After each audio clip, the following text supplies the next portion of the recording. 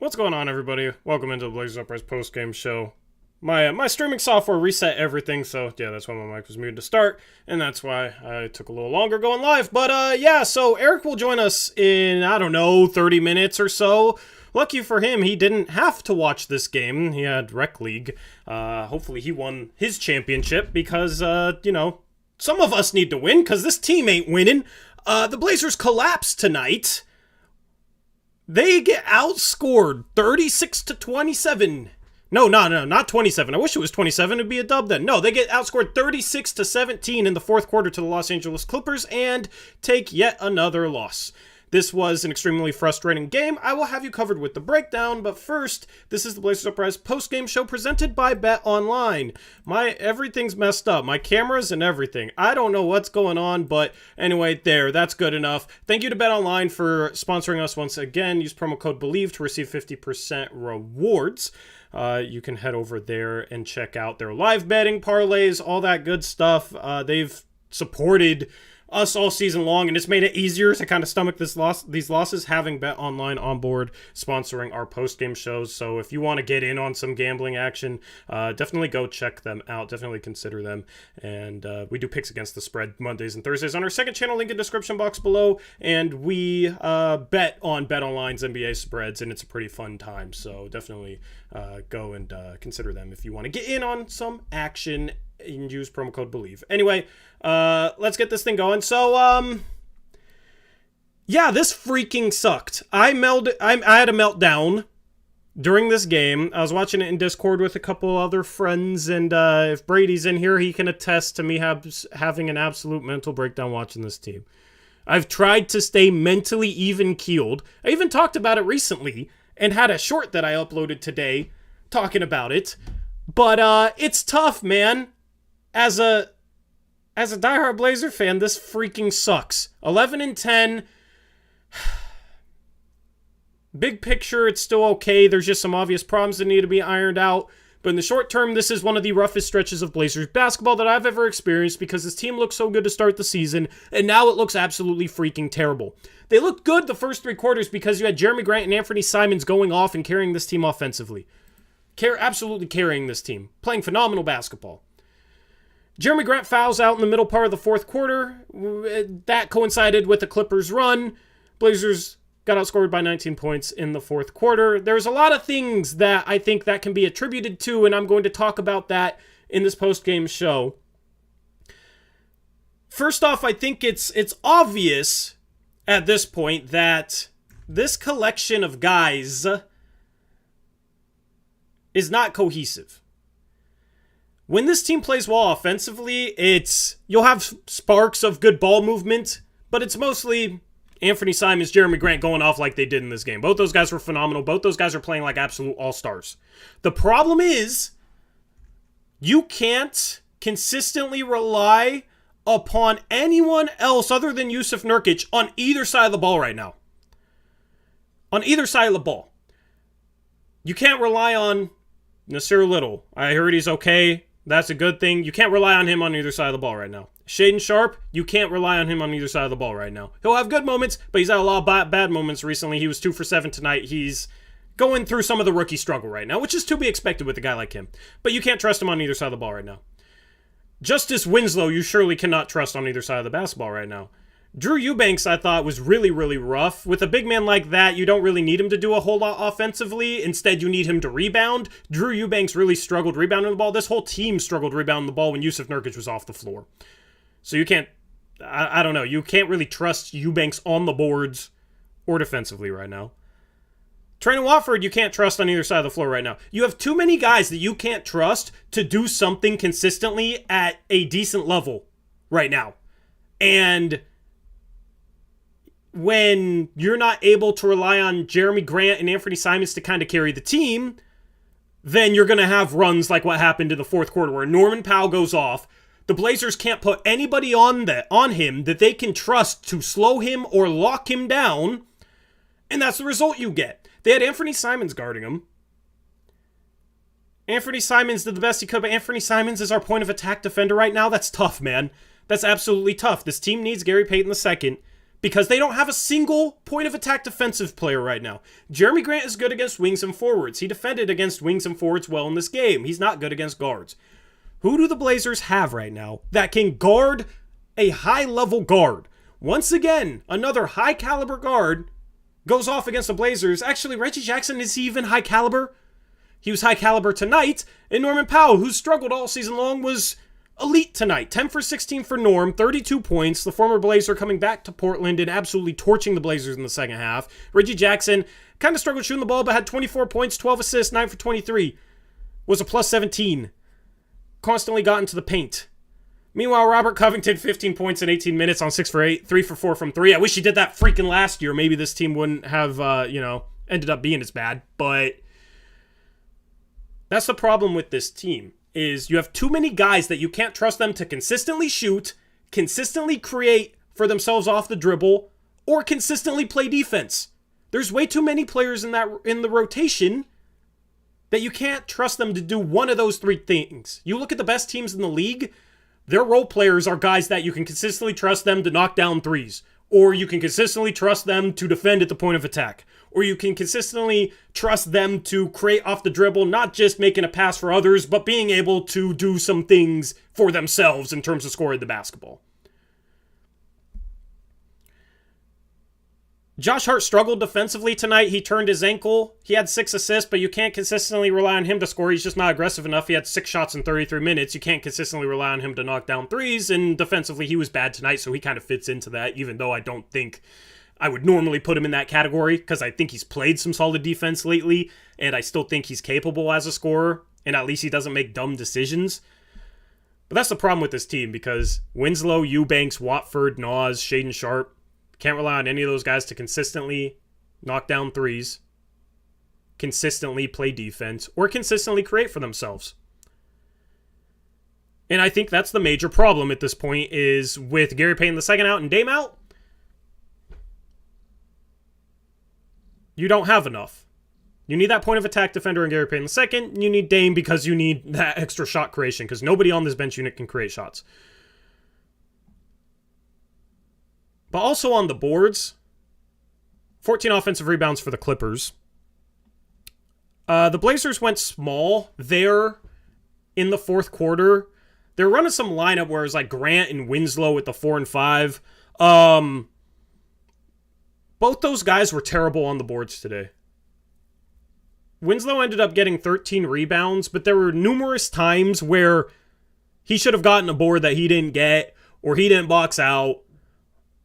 And then when you got Jeremy Grant, who's not a good rebounder, 3 rounds in 38 minutes, I mean, how are you going to rebound with that lineup? There was 14 offensive rebounds.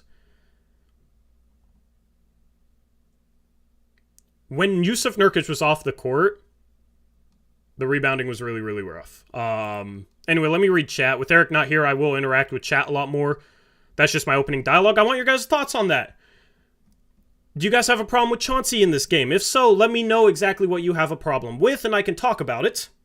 Thank you to Carson Dunn for a $20 dono. Appreciate you, Carson. Says, trying not to be a prisoner of the moment, but my goodness, this loss was absolutely awful. Ant and Jeremy have great games, and it doesn't even matter because we can't finish the game. We need Dame and other changes made ASAP. Absolutely agree. So this was like the first game. Once again, Carson, thank you for the dono. Appreciate you, man. Donos make the losing streams a little bit better. Blazers for Life says, Tori, I'm proud of how calm you are. Man, I was not calm during the end of this game. I'm still kind of collecting my thoughts. I can't believe we lost that game. I did a Twitter poll around the time the Blazers were up like 16 points, and I said, do the Blazers win by 20, or do they let the Clippers come back, which is more likely? And it was 50-50. You know it's pretty bad when the team has conditioned the fan base to think that there's a 50% chance they blow a 16-point lead compared to a 50% chance they get that 16-point lead up to 20. And those fans were absolutely right. This team can't make things easy. This team can't hold on to leads. They just go through too many stretches where they have just they fall apart. Ishfluent says, Tori, please stop jinxing. How did I jinx this one? Please tell me how I jinxed this one.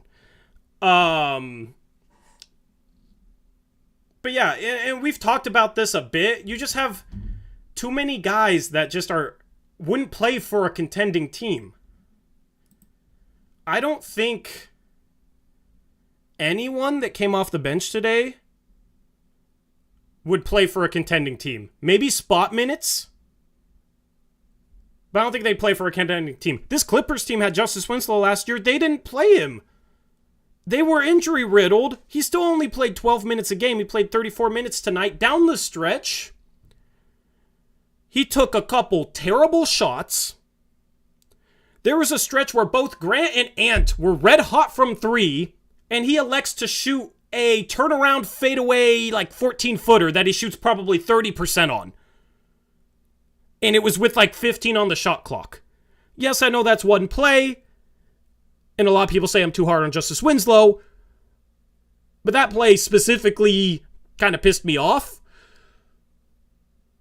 But the problem is with Justice Winslow in the lineup, when you don't have a bunch of other shooters, is teams just pack the paint. So Ant had it going, but the Clippers' game plan down the stretch, especially once Jeremy Grant went out, the Clippers' game plan was, okay, well, we're going to press up on Simons and not let him shoot threes, and then when he drives, we're just going to send a bunch of help and collapse the paint, and what is he going to do? Kick out to Justice Winslow? Okay, he kicked out to Justice Winslow. You knew he wasn't making that clutch three. They collapse so much, Nurkic isn't an option on a dump-off pass. Josh Hart, even when he has open threes, doesn't really want to shoot. And Jeremy Grant was out of the game. They were ending it with who? Watford? I don't even remember who was in to end the game, because Little got hurt. It wasn't Eubanks next to Nurk. It wasn't Sharp. Yeah, so it must have been Watford, because I don't even remember. Watford ain't going to shoot threes either. Nurkic has shot the three ball well this year. He shot three quick to start this game and then passed up every open three after that. So at that point, okay, he's not a three-point threat. And the Clippers noticed that. So you got three guys on the floor who are non-threats from the three-point line. And then you have Josh Hart. And like, how do you even do anything against that? Because it's not like you can give the ball to Winslow and he's going to create for himself and create a good shot. Josh Hart has his moments, but they're mostly playing off of guys and in transition. Like, this year he hasn't been a guy that you can just give the ball to and he's going to make something really good happen. Nurkic kind of struggled finishing tonight, and the Blazers couldn't get him good low post position. They weren't running sets to. That's on Chauncey. I mean, what do you do offensively? So down the stretch, 17 points in the fourth quarter. After Grant fouled out, you just did not have enough creation. You did not have enough structure. You did not have enough shooting. So it became the Ant, please save us offense. And he's basically going 1-on-3. Because there's three guys you don't really have to respect behind the three-point line, and a fourth guy who doesn't respect himself from behind the three-point line. So Ant drove a couple times, got blocked a couple times, and that was the ball game, right? Defensively, the Blazers didn't get it done either. I'm just kind of focusing on the offense now. I will focus on the defense in a little bit, but that is what I saw. Chat, do you guys agree with what I'm saying? Or do you guys disagree? If you disagree, let me know. I'll read off some of the comments, and we can talk about it.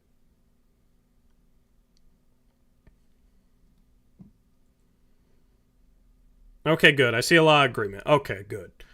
Shout out Jakob with the 20 Norwegian crony donation says, can we get Jabari some minutes? Can't be worse. Yeah, at least Jabari might be a guy that you can rely on to consistently hit some threes and space the court for a guy like Ant. And he can rebound.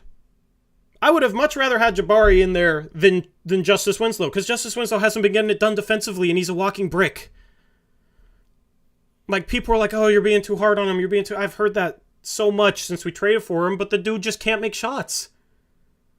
What good team in the NBA plays a dude that shoots like 36% from the field and 25% from three? One of those makes being a bank shot. I'm not even sure Justice tried to bank that in. That fadeaway mid-range bank shot. So, Jabari, I would trust rebounding and shooting over Justice Winslow right now. And I think it's obvious that that's what this team needs.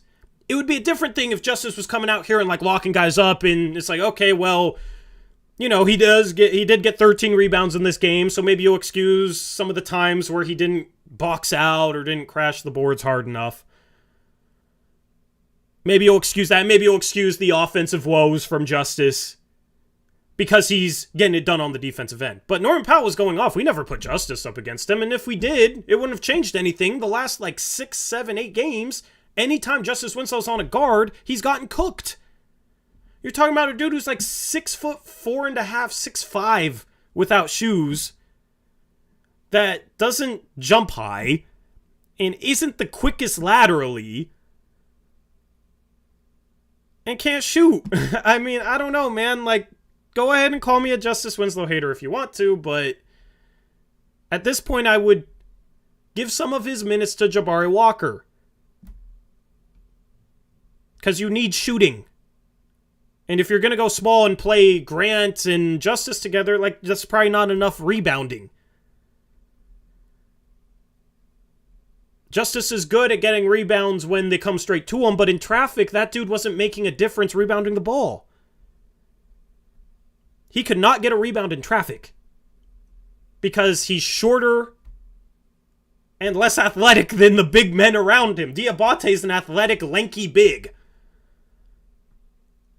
Zubac is 7 feet tall. I don't even blame Justice Winslow for that. It's just he's not built to rebound in traffic against bigs like that. And Grant is built to rebound, but just doesn't.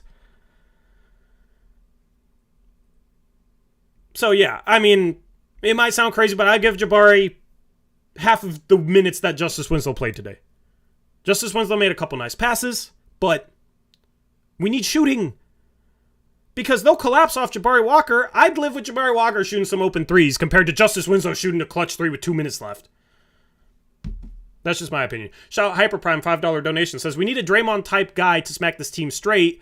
No, literally. But someone to get this team to wake up aggressively.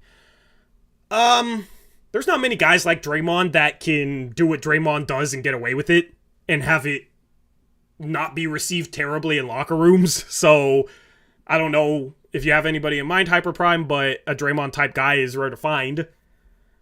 But I'm hoping that guy can be Gary Payton II. Because it needs to be. But the thing is I don't even know if it's necessarily something where this team didn't play hard tonight. I think this team is gassed. They've played a ton of games in the month of November. And then tonight, you see Ant play 43 minutes, and he's tasked with being the guy stopping Norman Powell down the stretch when Norman Powell's going off, after Anthony Simons has exhausted all his energy carrying this team offensively. That's not right. 43 minutes, I don't expect Ant to be able to contain or keep up with Norman Powell in that situation. Norman Powell only played 24 minutes. He was still fresh. He hasn't played heavy minutes this season. Part of that is because he's kind of sucked this season until now.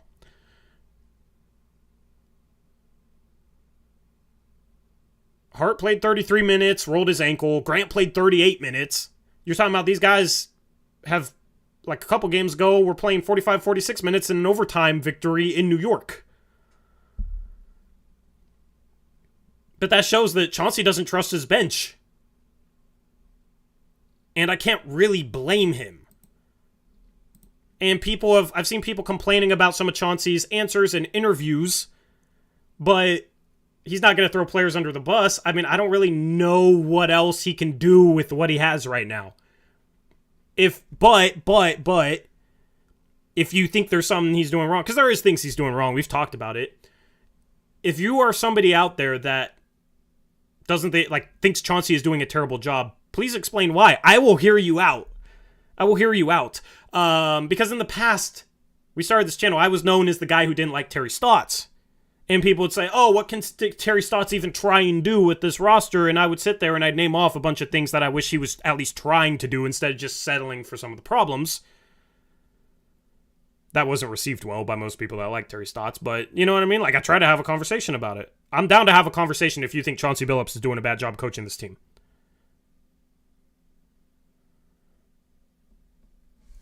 But also, chat's moving insanely fast. You guys are popping off tonight. This is a therapy session because this was rough. So, I do read all donos, though. So, even $2 donos, that sort of thing. I'm not asking for donos. It's just hard. I keep saying I'm going to read chat, and then it's hard to even keep up. But I love the interaction. I love the interaction. David says, Tori, do you think Chauncey should have challenged that charge call on Grant? No, that was a charge. He picked up a foul right before that and then picked up that charging foul and fouled him out. Those were both plays he shouldn't have made. We need him in that game offensively. He shouldn't be reaching on Norman Powell. He shouldn't be on Norman Powell in the first place. He can't guard guards. He can't guard guards. I don't know how much more proof we need. He has not locked down a guard once this season. Maybe for a play, but for a half? He hasn't locked up anyone. He's played good defense on forwards, not guards. But yeah, he can't reach there, and that charge, should have seen it coming from a mile away. I knew, like 2 seconds before it happened, that it was going to be a charge. He has to stop and shoot the floater there or kick it out. Because he beat one guy, and one guy rotated over to take the charge, somebody might be open. But that's the problem when you have guys out there that can't shoot. It's like if Justice Winslow's in the opposite corner, then whoever's guarding Justice Winslow helps onto the dump-off pass. And whoever's guarding the guy that would get the dump-off pass can help onto Grant's drives. That's what happened to Ant down the stretch. That's why you need shooting and spacing. That's why you can't have a guy out there who's a 26% three-point shooter camping behind the three-point line. It's not going to work. Good defensive teams, which the Clippers are still a solid defensive team even without Paul George and Kawhi Leonard. Those types of teams will make that non-shooter out to be a liability. And if you have 3 of them on the court, then you're really screwed. So, shout out Adam McVeigh, $5 Australian dono says, I get what you're saying about Justice and I agree, but we leave him out and would be playing PG today. Sorry, let me. I get what you're saying about Justice and I agree, but we leave him out and would be playing PG today, ? What Ant and then Hart at the 4. Sorry, Adam, I don't really understand what you're trying to say. Thank you for the $5 Australian dono. If you say it in chat and I see it, I will try and answer whatever your question is, but I'm kind of confused by what you're asking. Anyway. Eric, let me know in chat when you're going to be here. If I don't see it, spam it. You have permission to spam. Adam says, sorry, bro, I meant if we leave him out, then who would be playing point guard? Ant. But that's the thing is, like, Justice isn't a point guard. Even when he's playing point guard, what is he doing as a point guard? He's bringing the ball up the court, dribbling in place because he can't beat anybody, and everybody sags off of him because he can't shoot threes, so it's not even like he can do anything off the dribble. Sits there, dribbles, then tries to initiate the offense. He had a really bad turnover in this game, just throwing the ball right into Rocco's hand, trying to initiate the offense. Like, that's the problem. If you had a guy out here that could actually handle the ball and could shoot and could shot create, then all of a sudden you got to guard him tight. And that means they can play off the ball because they can shoot, but then also they can drive and make things happen, collapse the defense, and kick, and maybe get Ant open threes. When Ant had open threes today, he was cash. Can get Grant open threes. Winslow can only do that out of the flow where, like, he'll go and set a screen and then he'll roll and catch the pass on the roll, and somebody has to help because you're not going to give him a wide open layup, and then he kicks. It's all within the flow. It's not like he's initiating anything. So with Justice as the point guard, he's not even playing like an actual point guard. He's just bringing the ball up and initiating the offense and then trying to play within the flow of the offense. Anybody can bring the ball up and initiate the offense. Shaden Sharp did it a couple possessions, you know what I mean? So you don't need Justice Winslow to, like, be the point guard because he's not a point guard. Even when he's bringing the ball up, he's not a point guard. A point guard to me is somebody that can, like, handle the ball and pick and rolls and really put the pressure on the defense off the dribble and can both facilitate and score off the dribble for themselves. Or they're like a, you know, Ricky Rubio type passer. But even Ricky Rubio can put some pressure on a defense. So that's what a point guard is to me. Justice Winslow is not a point guard. I don't know what Justice Winslow even is as a basketball player. Man, I don't. Shout out Ol Jakob with the 50 Norwegian Crony donation says, Justice Winslow experience, supposedly a point guard / forward because he slowly walks the ball up the court. Thank you, Jakob, for the 50 Norwegian Crony. Norwegian Crony donation, that's what I meant to say. Yeah. I'd love for Eric to show up. Eric didn't have to watch this game, but yeah, it's not even like Justice Winslow shot terribly. He's 4 for 9 from 2. some of the shots he takes from 2 are frustrating, though. Like, he should not be shooting floaters or fadeaway mid-range shots from 10 to 16 feet. He's not efficient enough on them. And he'll never be efficient enough on them. Have we seen him make 2 in a row in terms of like floaters or turnaround fadeaways from that range? If he can't make 2 in a row, a lot of times we'll see him miss 2 in a row. The problem is, if he makes 1, you know he's shooting again and you know he's going to miss it. But that's the thing, is like when you have a player that his value is supposed to come in, he's a good role player and makes the right pass, makes the right decisions, and he has 2 stars out there that are hot, and he can't shoot from 10 to 16 feet. I don't want to see him shooting a turnaround fadeaway from 15 feet with 15 on the shot clock. When you got Ant, you got 2 guys that are playing like superstars in this game, and you shoot like 30% from that range probably, and you're shooting a fadeaway early in the clock. That's just, it doesn't get dumber than that. So, I don't know. Adam McVeigh says, I just think there's a lot of hate on Justice at the moment. It's not his fault. His bag is limited. He's just being asked to do things he's not capable of. I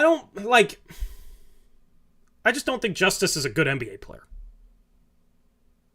I think he can do some things, but the thing is he has to be a good defensive player to even provide any value. The problem is he hasn't been a good defensive player in a while now. He was to start the year, and this team was moving the ball super well, and they had enough shot creation, and with Dame, they weren't as desperate for shooting, so he looked better, but also he was cutting a lot more. So his lack of shooting, he made up for because he was like constantly making the right cut. He's not doing that anymore. He has to cut and play defense to provide any value, and he's not doing either of those things. So, like, him being asked to do things he's not capable of, like, I don't think that's fully true, because he's not doing what he is capable of. The couple of things that he is capable of, he's not doing.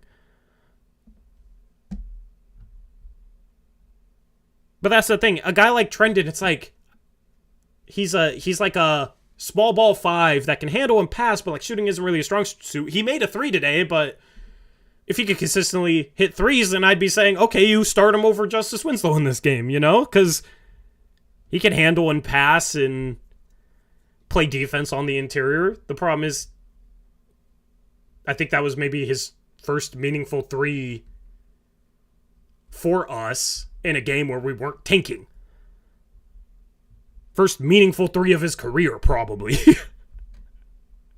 So, anyway.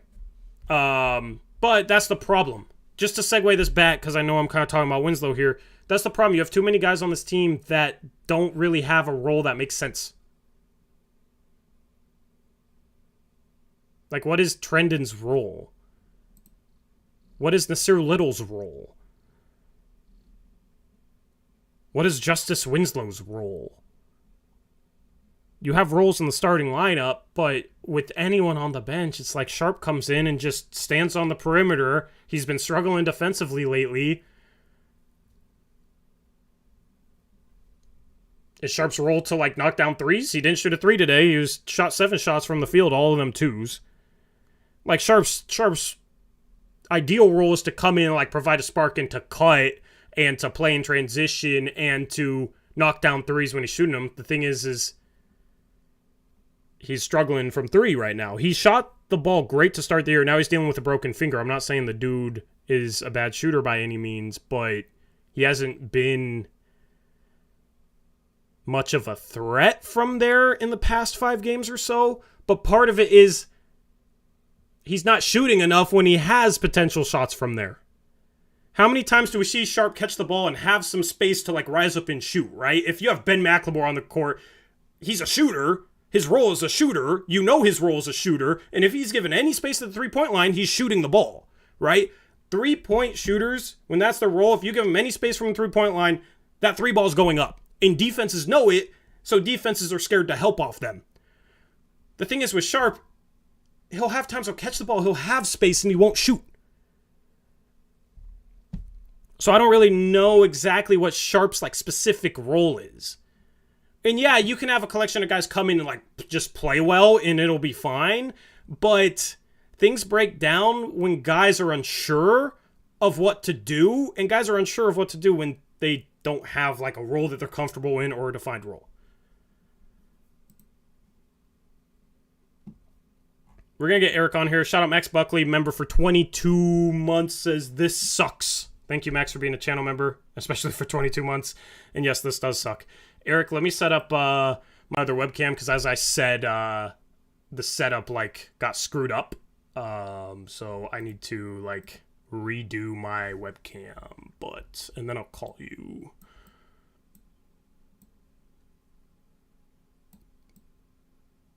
Yeah, I don't know why everything got switched.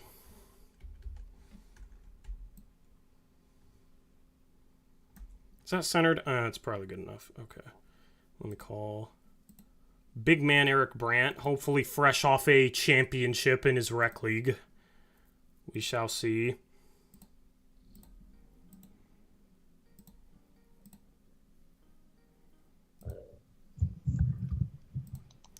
You picked the right game to miss. We freaking lost? Are you kidding me? Did you see we were up like 18? No, I only got to see like I think it was like 18, 17 or something when I had to go. And then I didn't see anything until I saw your title that we choked the game, and I was so mad. Like, what the hell? Oh, I don't know how. Have you listened to this whole thing? Like, yeah, I've been listening. So, I've been having a lot of talks about like roster composition, because in this game, man, I'm curious. Are you gonna watch it back at some point? Yep, I'm gonna force myself to watch it. I'll take notes and stuff. It's gonna be like pulling teeth. Yeah. But I'm curious to see what you think and if you see the same stuff I do, man, because during this stretch, it just looked to me like you have too many guys that are dead weight on both ends of the floor. Mm. Like, aren't getting it done defensively, aren't getting it done on the boards, and aren't getting it done offensively. And it's like, okay, I understand if you have like a 3-point specialist that's not going to rebound and he's not going to play defense, but at least he can make things easier for Ant and Grant by spacing the floor. And then when defenses collapse, they can kick out and those guys will hit threes. But we don't got anybody like that right now. Ant, Jeremy, and Anthony carried us this entire game. Jeremy fouls out with like 5 minutes left in the fourth quarter. I thought the refs were pretty bad in this game, but Jeremy goes out and it's just like, we have nobody we can give the ball to that we can rely on to do anything. We have nobody out there that can space the floor. We had to play a finishing lineup with Trendon, Nurk, Justice, and Hart. Because Nas got hurt and Jeremy Grant fouled out, and the other option was Eubanks and Sharp. I guess he could have put in Sharp, but Sharp was struggling. He was 2 for 7, like he wasn't good in this game. Wait, Nas and Hart both got hurt? Hart rolled his ankle and came back, but I don't think he was 100%. Yeah. Nas got hurt. He should be fine, is what I heard last I checked in with chat. So they have to go to an ending lineup with Nurk, Trendon, Justice, so 3 non-shooters, because Nurk wasn't shooting any open threes. He shot 3 early and then stopped shooting. And then you have Hart out there who's not 100%, who doesn't shoot. And it was basically like they were just packing the paint. And we would pass the ball around the perimeter maybe a couple of times, but it would be like, none of these guys can create. So then it was like, okay, well, we can't even do anything. Let's give Ant the ball. And then Ant tried to drive. They were basically pressing him off and running him off the 3-point line. He had to take a couple difficult 3-point shots. Batum was doing a good job on him. So then when he drives, the paint is just absolutely packed. Justice Winslow ended up shooting a corner 3 with 2 minutes left. Of course, he bricked it. And it was just a mess offensively, and then none of these guys you can rely on to do anything against Norman Powell in the fourth quarter. He had 32 points, Eric. Went off I don't know, he had like 18, 19 in the fourth quarter, and he had like 6 shots. Yeah, where he's just catching the ball, like coming off a screen or something, but catching the ball at the 3-point line and then just driving and finishing. Like, no resistance. Awesome. So my whole thing is like, we don't have anybody we can trust to guard Norman Powell. And then on the offensive end, we have too many guys that aren't good shooters and can't create for themselves. He's not even playing like that fast. Like, well, Ant was guarding him. I know, but he shouldn't be a guy that like just destroys you constantly off the dribble. And I mean, if he's hitting like turnarounds and stuff, it's one thing. But here's the problem: Ant played 43 minutes and absolutely carried our offense. Yep. He was gassed. Of course he did. So that's my synopsis. What are your thoughts, just based on everything? Well, so he scored 17 in the fourth quarter again. I don't know. That was a rough estimate. I don't know how many he had in the fourth, but no, we had 17 as a team. Yeah, because that was the problem last game, right? We only scored 17 in the fourth, and Chauncey's like, they just came out more aggressive in the fourth, and we well, here's like watching it today. It's just like, yeah, you can run more sets, but when defenders can just sag, it makes it hard to run sets. Like, you can't run a back screen for somebody because whoever's guarding the screener is just going to sag, and whoever's guarding the guy in the corner is just going to sag.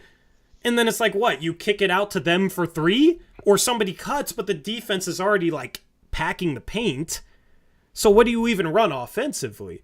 So it's like, I don't even know what Chauncey could have done offensively to help this team out. I think it's just a product of he doesn't have guys that he can rely on to, like, do things offensively. And when he answers questions, he's not going to sit here and throw his team under the bus. So I think that's why you're kind of getting these cookie cutter, like, BS answers right now. That's my theory. But, okay, so I heard some things last night that the team is just gassed and pretty much everyone is dealing with some sort of minor injury. Why are we playing every guy like 40 minutes then? And you said Grant fouled out with like 4 or 5 minutes left? Grant fouled out. I'll find it right here. It was with 3:52. We had 108 points with about 4 minutes left. It was basically 4 minutes left. He fouls out. We have 4 points the rest of the game.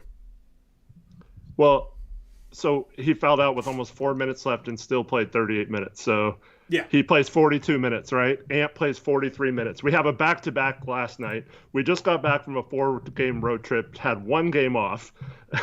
Like, why is... I understand you can't trust the bench right now, and that's part of the problem.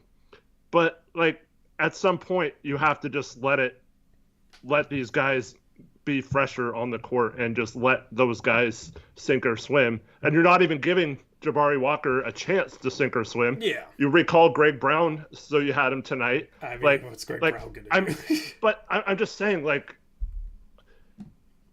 getting away with playing Greg Brown for a few minutes, he can't be much worse than some of these players, it sounds like, tonight, right?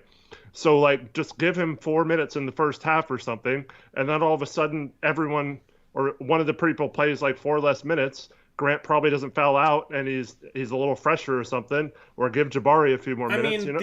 The only reason we built a lead and had a chance in this game was because Grant and Simons played so many minutes. Yeah, of course, like they have to go off, but part of the problem too is our bench. I mean, quite frankly, it was reliant on insane shooting splits from Shaedon Sharpe early in the season. And Nas too. And Nas was shooting well, even though he wasn't playing a lot, so it was kind of a small sample size. But Shaedon Sharpe was like a much bigger sample size, and he was shooting really well. And he can't hit a shot in the last like 7-8 games. So 2 for 7 again tonight. So he's playing bad defense and can't help us out on the offense like he was scoring for our bench unit. I think he was pretty much our leading bench scorer up until he started shooting bad. So you can't even rely on him to hit a basket off the bench. So we have no one. Well, that's what's crazy though, is like entering the season, it was like, we don't know for sure if he's going to be in the rotation or how many minutes he's going to play. And now it's like, we are so over-reliant upon a 19-year-old who didn't play in college to provide offense off the bench, who like still struggles handling the ball. Still, like, his feel for drives when he's not able to like explode over people is like... Thank you. Shut up, ESPN. His feel for drives, like, he gets blocked a lot. When he's not able to load up and explode, he gets blocked a lot. Like, doesn't see the help coming, that sort of thing. So he's just like, and he has a broken finger. But that's the thing too, is like, I think the book's out on him. Guys aren't really giving him the same space that he had earlier this season too. Yeah, but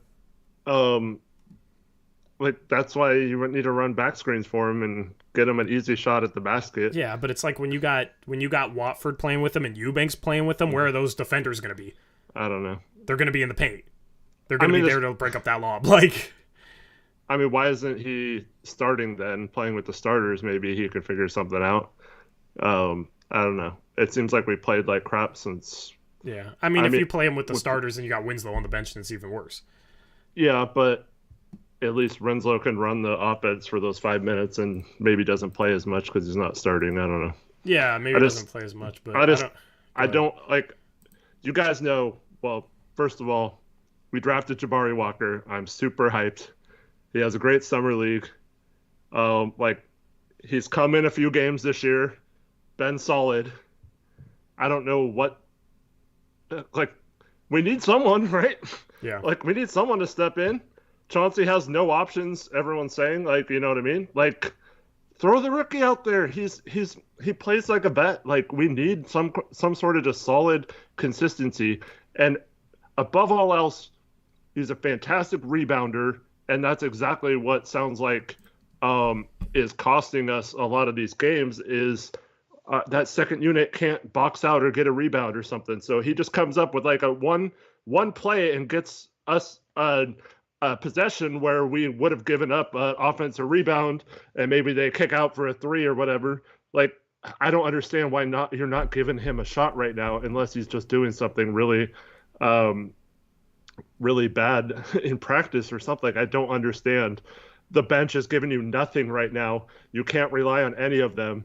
Yet, what's seemingly a solid option or someone you could at least try to see what he gives you, we're not even doing anything. I mean, he needs to try that, but I mean, that's just one problem that, like, we're talking about playing a guy who was almost undrafted. Like, I agree with everything you're saying, but it's come to the point where it's like, why isn't Chauncey playing this dude that was almost undrafted and is a rookie? Normally, if you get to that point, like, it's a problem, you know? Mm-hmm. If you have to rely on a guy who was almost undrafted and is a rookie to come in and, like, solve these massive problems that I'm not sure even he could solve. So I agree with the criticism. He should try Jabari, absolutely. I would take half of Winslow's minutes and give them to Jabari right now. I just think you have bigger issues that I don't know that Chauncey can solve. But we're 1-6 in our last 7 games, 2-7 in our last 9. Like, at some point, we have issues, we have problems. So it's not like we're playing without many problems, and that's not going to help. We have problems with our bench. Like, give someone else a chance. Like, I don't get it. Yeah, I'm just saying beyond that. Yeah, I mean, it's not going to help long term probably, but I just don't understand. This is now several games in a row where everyone's gassed. We're playing all these games. We're at the end of this month of 16 games in 29 days, and we have it back-to-back tomorrow night. And then I hear everyone's dealing with, like, injuries and trying to play through it and stuff like that. And we're not even giving a player a chance to, like, see if he can help a little bit. I mean, what's the worst case that he comes in and plays like Nas or Sharp right now? Well, seems like who cares? Yeah, who cares? You know? So yeah, no, I agree, and that's what I made that point earlier in the stream too. Like what I don't know, man. It just sucks when it's like Ant's on fire, but he can't get anything going, and you just have like Winslow parked in the corner, Nurkic there for a dump off pass, but like you also have Trendon out there, so it's like the paint is so packed the dump off pass isn't there, and Ant is getting pressed up on the perimeter, so he can't shoot the 3. So it's like he has to drive, and then his only option is to kick out to Justice Winslow, and he's shooting a 3, and it's just like, it sucks, man. Honestly, if we're healthy, I don't think it's as big of an issue. You have guys with more defined roles. The problem is right now, other than Grant and Ant, everyone's being asked to do a lot more than they should probably have to. And so I mean, but this is what's crazy. You have 2 guys playing like superstars, right? Defenses will collapse on Grant and Ant when they're playing this way. So we've talked about like the Lakers. What do you do with LeBron? He's a superstar that drives the paint really well, right? You surround him with shooters. The Lakers have made the mistake of not surrounding him with shooting. You look at the box score for the Blazers today. Outside of Grant and Ant, the rest of the team only made 3 threes. They were 3 for 8. They only shot 8 threes when you got 2 guys playing like superstars, and the Clippers are collapsing on them the way they are, and the rest of the team only shoots 8 threes. Like, you look at our 3-point percentage, and you would say, what shooting problem? Because we shot 48.6% from 3. But how much of it is Grant and Simons? They combined to shoot 14 for 27 from 3. That's absurd. That's absolutely absurd. There's no way. Hearing that, we should have lost this game. Yeah, but that goes to show the other problems but that's like Grant fouls out and we can't score. Yep. Like, we scored 4 points in 4 minutes after Grant fouled out. We only had 17 in the fourth. So the first 8 minutes, we had 13. That's still not good, but I'm 4 in the final 4 minutes. And it's just, like, looked impossible for Ant. And that's the thing is, like, if you get Ant any rest, they're going to pack the paint on Jeremy and press him up on the perimeter and just not help off him and help off other guys. And that's basically what happened with Ant. It's just, like, that's the thing is... It's almost like you have to have both of them on the court just to make it easy enough for one of them to score.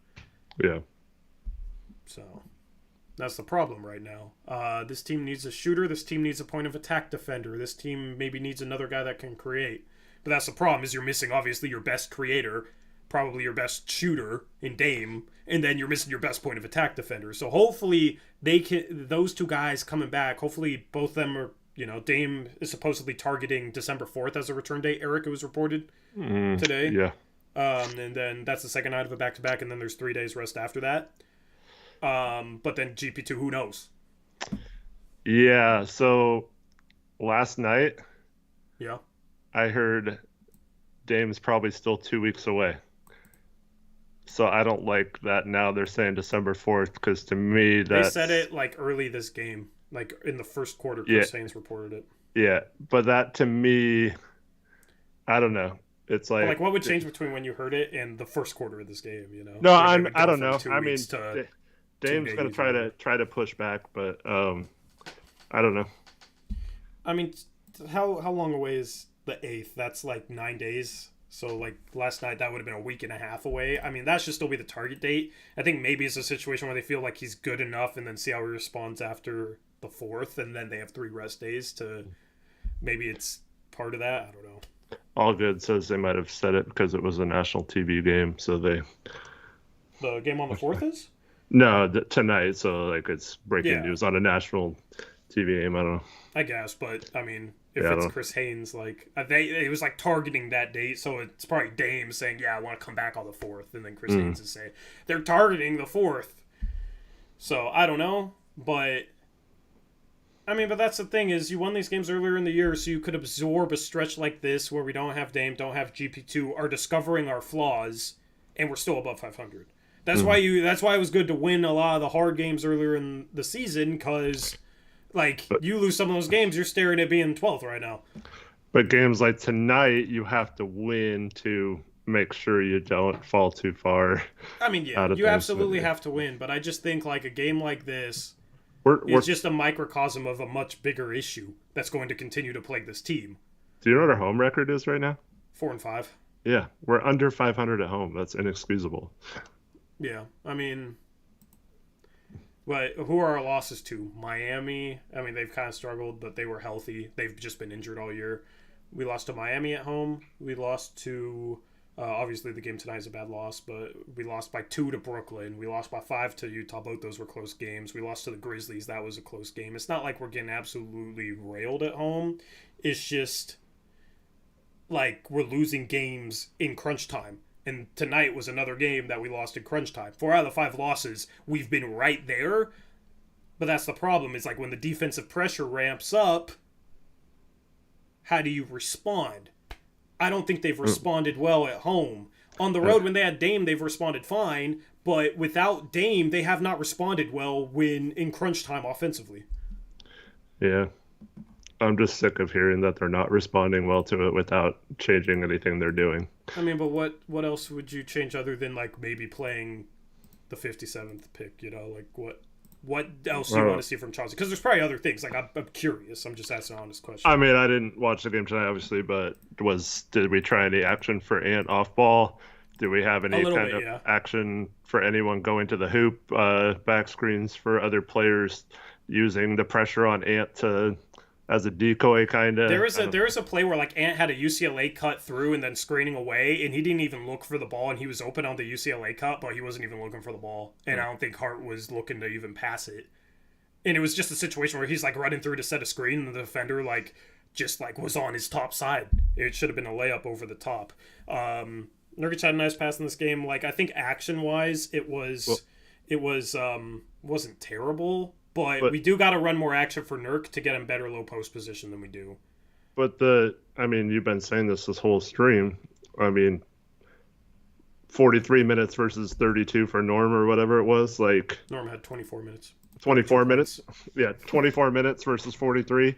Like, that's part of the problem, though, is like, yeah, you can say, like, oh, what would you do other than playing Jabari? But like I said, that's if you get everyone, like, 3 or 4 less minutes, maybe they're a little crisper, refresher at the end of the game, so they're not running on empty by that time, and we're not... Because, it's... Well, that's the thing is with Ant and Grant, like, I don't think there was a stretch at all this game where it's like, oh, they suck because they're running on empty, other than, like, Ant having to be the guy to guard Norm. Offensively, like, they had to go in the entire game. Ant just struggled the last 4 minutes because he had no options.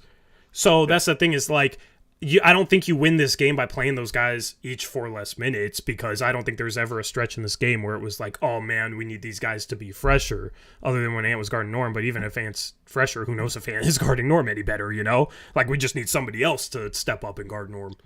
But, even the Knicks game, we didn't exactly play super well at the end of the game. We just got a lot of free throws. And, they got in foul trouble, and we were doing a good job of getting to the line. But our offense overall wasn't great, you know? Yeah, I'm just talking about this game. But I'm saying, like, even though the games we won, what I'm saying is it seems to be a pattern now. We're playing okay, like even the games where we've come out slow, by the second quarter we're always back in the game or ahead at halftime, or only down like somewhere between 1 and 5 points. So like we're battling in the first half, but in the second half we have the same thing where we get down in the third quarter sometimes and then just completely fall apart in the fourth quarter. I don't know what else you can say other than people are gassed and that's the end of the game. Yeah, but also when in like the second quarter, if a team, because we know teams defend a lot harder with the game on the line, right? Mm-hmm. Agreed. So in the second quarter, it's like when you have Justice Winslow, Trent Watford out there, and they're handling the ball on the perimeter. If the defense isn't like, locked in, if they're not pressuring the ball, if they're not like defending really hard, both those guys can make a play off the dribble, like get their shoulder by a defender and bring a second defender and make a play. The problem is that I saw in this game, and I think this is maybe a reason why they've struggled in fourth quarters that I haven't really thought about, is just like when those types of players have to deal with somebody that's like really getting into them on the ball, they're not able to do anything against like pressure defense where Ant's being denied. And when Ant tries to back cut, he's being held a little bit, and refs are letting it go because it's, the fourth quarter is crunch time. And all of a sudden, those guys have to make a play. Those guys aren't going to make a play against the defender that's up and in them. But why aren't we running, like, just run Ant through and try to attach or, like, get some attention towards him, and then set a cross screen for Nurk and just have Nurk post up right in the middle of the I agree with the stuff for like getting Nurkic better low post position, but with like they were trapping Ant today, and when you have 3 non-shooters out there, you trap Ant and the other guys just rotate to the paint. You live with Justice Winslow or Trent Watford shooting threes. Mm-hmm. That's kind of the feeling I got from this game. Is just like that was their entire game plan. Like, even if you ran Ant off the ball there in those final 4 minutes, it's just, okay, well, run him off the ball. We're going to go trap. And then when, like, Watford or whoever cuts, because both defenders went with Ant, then we're going to rotate off Justice Winslow in the corner, and we're going to rotate to Watford.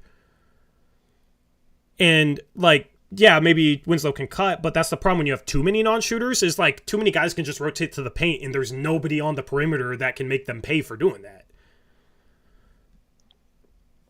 I don't know. I just watched us try to double team people for years and get blown by, and it's easy lob dunks around the rim.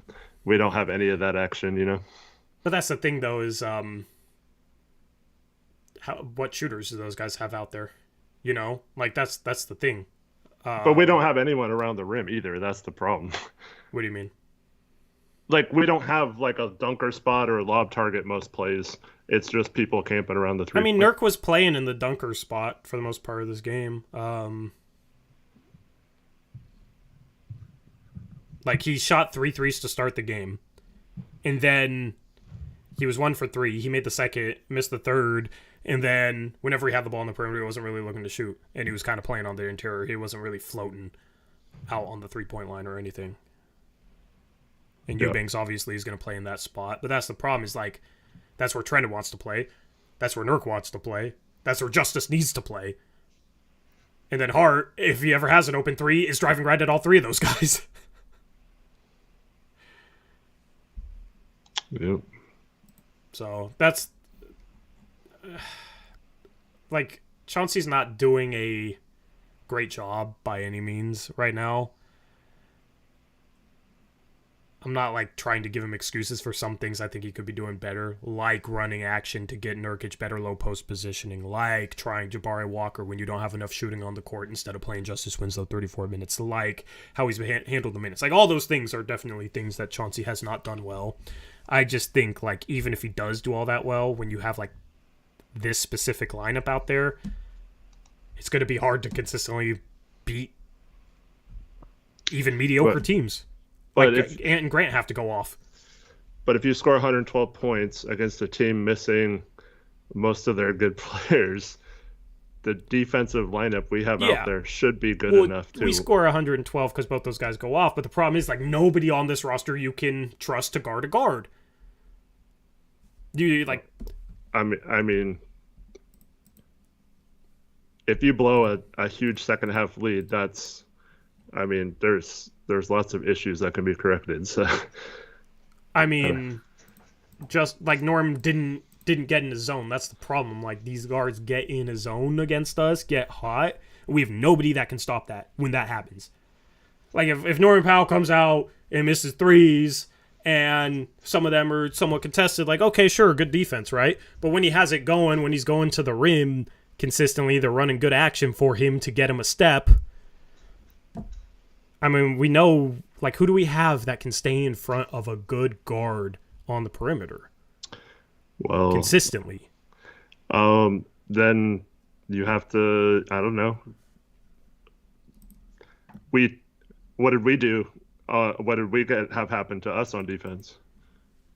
What? With guys like Reggie Jackson and Norman Powell, we know those guys aren't good defenders, and they took Ant out of the game. Well, yeah, it's easy to be a good defender when you don't have to guard somebody off the ball. Like, you know what I mean? When those guys are off the ball, it's easy to be a second defender on one guy because you don't have to guard the guy who's your assignment. Like, it's easy to just sit there and pack the paint, and if those guys do get beat... You can't force the ball out of Norm's hands when he's scoring 17 and a quarter? I mean, they were running good action for him off the ball. So why can't we run good action? Because they have more... Never mind. Who's the good shooter they had out there? Rocco was 3 for 4. Roca's been worse than any of our shooters this season. Yeah, but when we left him open today, he knocked him down. Okay. Has Justice ever gone 3 for 4? It's the same thing, though. That's what I'm saying. Like, they have shooters that haven't been good this year, too, and they found a way to get it done. I'm just saying, like, I feel like that's an excuse. I mean, it always goes back to the coaching, I guess, so... but that's my question. Like, how many of these guys do you rely on to shoot? Like, at what point does that become a problem? I mean, it's already a problem. Yeah, but that's what I'm saying. This is a problem. Like, the fact that you don't have anybody you can trust to guard the point of attack, you don't have anybody you can trust to consistently knock down threes, teams are going to exploit that. Like, how are teams not going to exploit that? But what I'm saying is, we have games against teams that don't have good shooters, and we don't take the pressure to the one good player or whatever. Like, we just...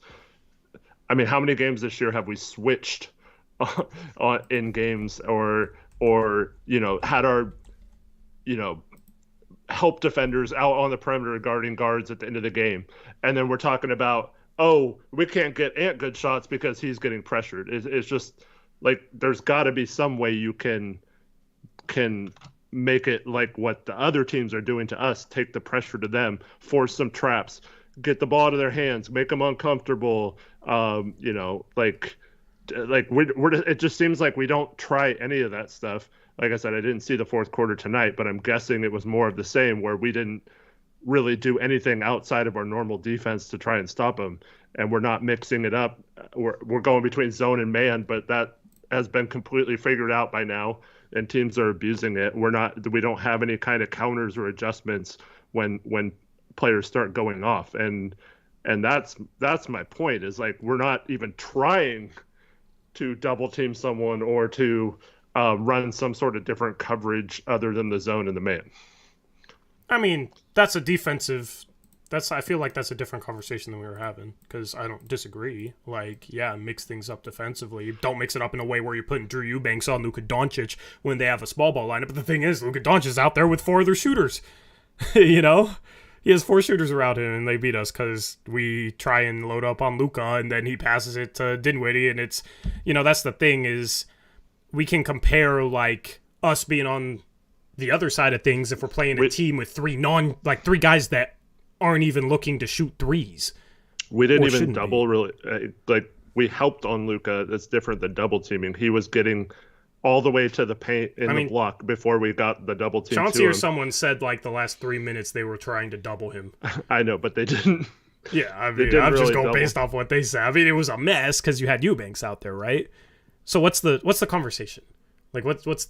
I'm kind of confused where we're at in this conversation. Well, once again, I'm saying, where is any sort of blitz on a pick and roll or just something to get them out of their comfort zone when they're scoring almost 40 points in a quarter? It seems like we're just switching defenses or trying to fight through picks and playing drop coverage and stuff like that. We're not doing any of the stuff that would lead a team to say, oh, we showed aggression in that quarter, it just didn't work out for us. Like, to me, that's why I get so frustrated when I don't disagree with any of that. Yeah. I don't disagree at all. Like, I agree. Yeah. I just think that's different than what I'm saying. But you've said multiple times, what is Chauncey supposed to do with his lineups and stuff? So, like, I'm just trying to give examples of things he could be doing more. Yeah, but that's different than what I'm talking about. That's the thing, is like, coaching. I feel like you're it's not all coaching. It's not. Do you think every issue with this team right now is a coaching issue? Like, I don't understand what. Like, what are we arguing? Nothing is ever that cut and dry. You keep saying Chauncey has no options, that he doesn't have anything he can do. I just named 3 things that he can do better. I'm not saying that there's nothing. I just named, like, running better sets to get Nurkic better low post position, handling the minutes better. Like, that's another thing that he could do, is playing more aggressive on pick and rolls. Like, yeah, you've qualified every time you said that with Chauncey doesn't really have any options. He doesn't have any options to put up man-to-man against Norm. Yeah, you can try and trap him, but Reggie Jackson had a great second half too. It's not just this game, though. It's like... But that's the thing, is like, when other teams have guys on the court that can make you pay, we've done it in the past where we try and load up on guys, and then you see like Malik Beasley going off, or, who had 27 recently, Seth Curry going off. Some of that's probably execution, and I don't know if it was specifically blitzing pick and rolls that go to it, but teams that have shooters like that, if they do a good job against it, they can make you pay if you're not playing that defense at a high level. The problem is when teams do it to us, we don't have those guys that can truly make a defense pay consistently. I would love to have a Seth Curry right now. I'd love to have a Malik Beasley type shooter right now. So that's where it goes back to, for me, at least in regards to the offense, like, I feel like we need better floor spacing. Yeah, I don't know. I feel like it's every team that has someone like that. So it's I don't know. Every team that has someone like Curry, or like who? That goes off against us. Yeah. I mean, but like, that's the thing is, some of these guys just haven't executed well defensively, and that can go back to maybe they're playing too many minutes. That's where you need to try Jabari Walker. I saw somebody in chat say, Tori said Jabari Walker has no impact or something. I literally went on the start of the stream saying I'd give half of Winslow's minutes to him and he could be helpful, but if you have to rely on a guy taken second to last in the draft in order to provide what does it matter when they're drafted, though? If he comes in and plays, if he comes in and plays, but like, you can't rely on a guy with no NBA experience to fix a problem that even the best shooters I don't know are capable of shooting, because you have too many guys that aren't threats from the three-point line right now or threats to create off the dribble. So if no one else is producing, why can't you at least try someone that could possibly do it? Like, I don't understand. I'm saying he should. No, but I'm saying, like, we're not relying on him. I'm just saying give him a shot at least. And yes, absolutely. It's not guaranteed. My point is he's not going to be able to fix everything. Well, no one's saying he's going to. We have I know, problems, but see, I say that, and then somebody in chat will come in saying, you're saying he can't have an impact.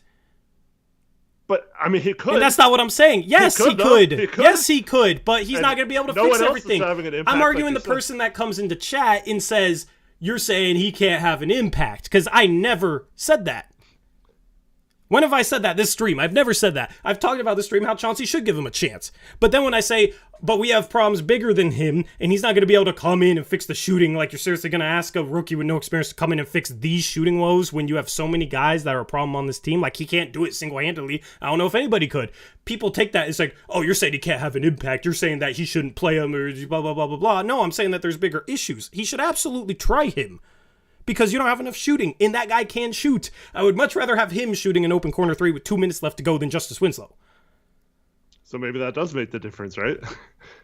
Yeah, but it's not going to make enough of a difference. You know, like, man, maybe he hits a 3-1 this game, but I'm talking bigger picture. Right now, it's because we have, 3 guys injured that would be rotation players over some of these guys that are playing. Absolutely. Absolutely. I'm talking about, like, this iteration of the team. But, I mean, why isn't this iteration of the team, why can't a guy who can hit shots and rebound and play defense possibly impactful, though? Like, I don't understand. Wait, what? Why? How could it possibly not be the answer?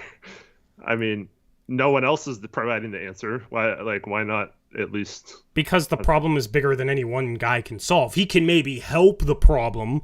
Like, I feel like we're arguing semantics here. He can come in and help the floor spacing, but I still don't think the spacing's going to be good, even if he's in there and hitting threes, if you have, like, Justice Winslow and Drew Eubanks playing together.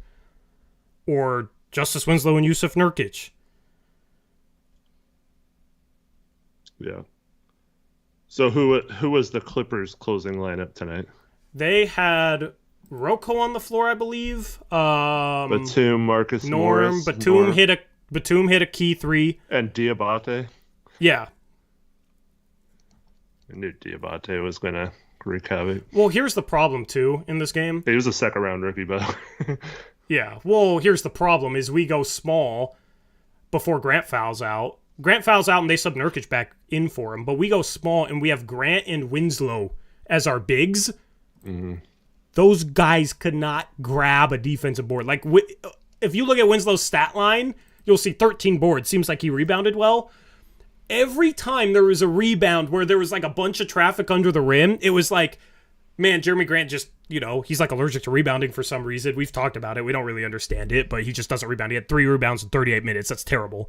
But then Justice Winslow, it's like he doesn't have the length or athleticism to go up and out-jump Diabate for rebounds. Because that's the thing. That's the one thing Diabate has, is he has length and he can jump.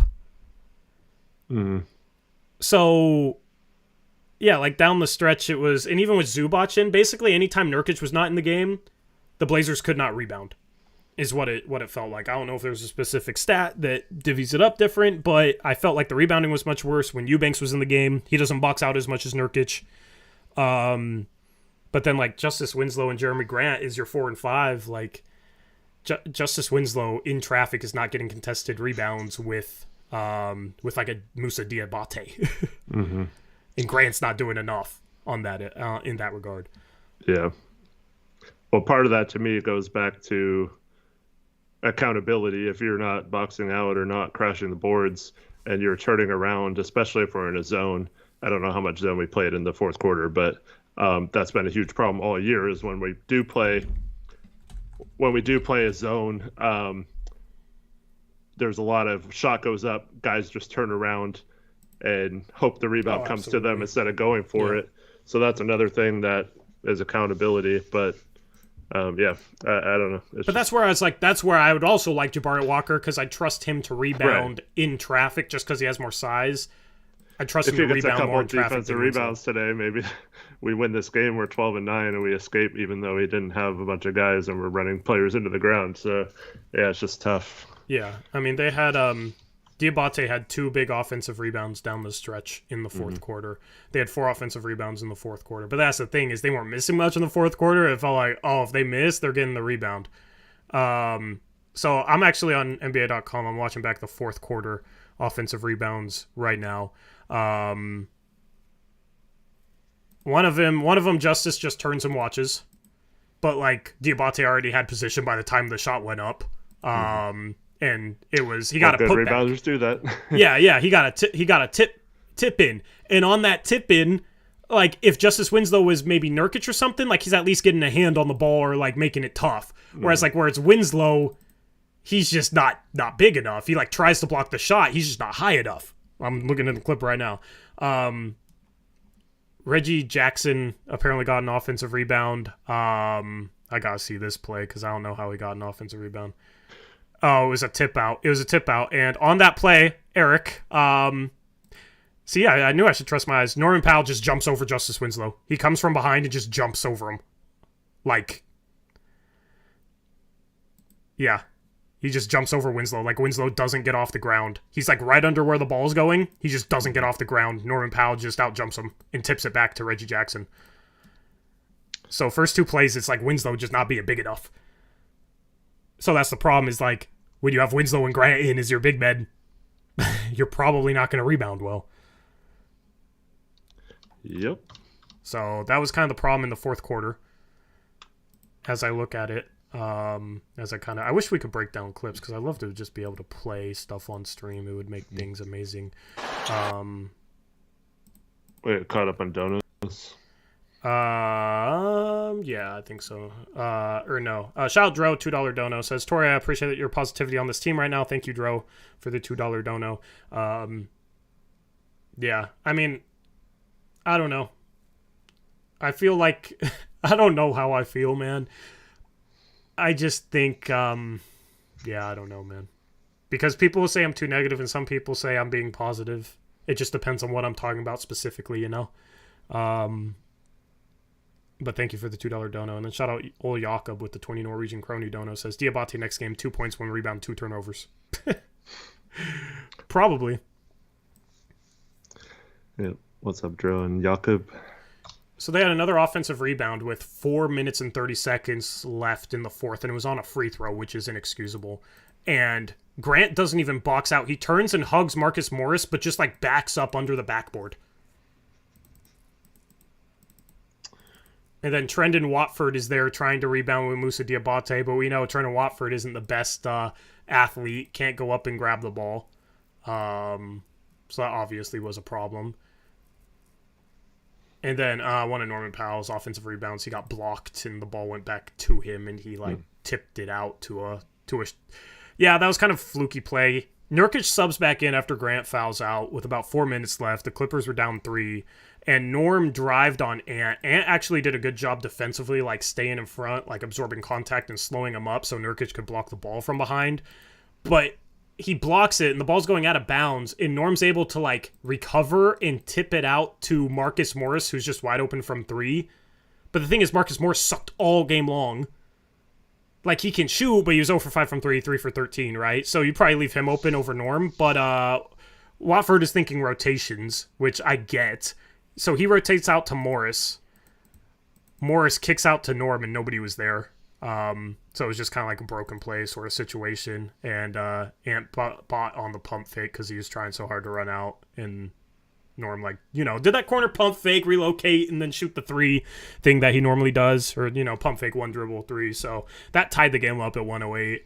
Can't really fault anyone there, but yeah, that's the problem. It just felt like Diabate's rebounds were big momentum plays. Big momentum plays. Was he doing well on rim protection too, or what? How? I didn't really notice his rim protection. It was like whenever anybody drove, there was more than just one guy. So I wasn't even like say it. It didn't even look like any one guy was doing anything impressive. It was just packed. It looks like with 1:07 left, he blocked Ant on a drive layup, and then Batum blocked Ant the next play. Yep, and those are the two plays I'm talking about where he's just driving and the paint is packed. Yeah, so actually, I can pull up these field goal attempts and just take a second look at them. I always like being able to take a second look at specific plays because in the flow of things, it's hard to like 28 truly analyze everything that happens on a specific play. So I use NBA.com for this, by the way, everyone. You can go look at specific shots, but... No, I like Torture. I'm going to watch it for sure because I want to analyze what happened so I know for tomorrow night. Ant started 12 for 14, Eric. Mm-hmm. And then I saw his last 10 shots was 1 for 10. From 2 minutes left in the third quarter to the end of the game. Was 1 for 10.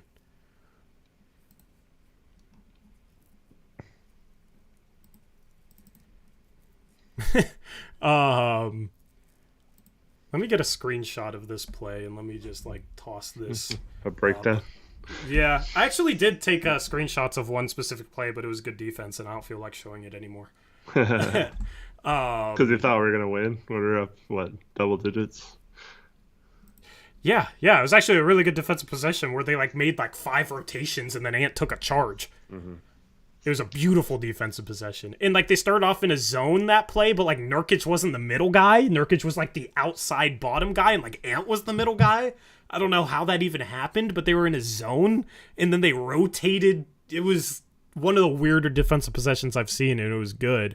But I do want to toss this. I gotta find the image. I took a screenshot, and it auto-saves to... the cloud, so let me try and find it.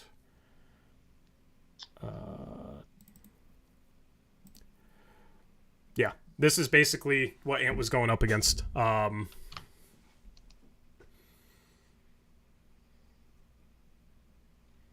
So that was one of the plays he got blocked.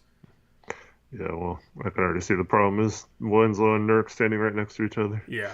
So that's just kind of bad spacing. But it's like, if those guys are ever on the same side of the court, Norm's all the way out on Hart.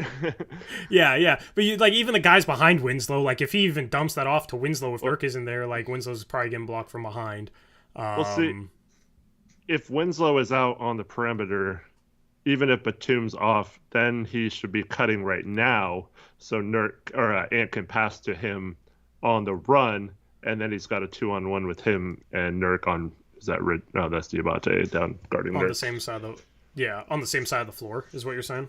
Even if he's on the same side of the floor he's on, let's just say he's between Hart and Watford.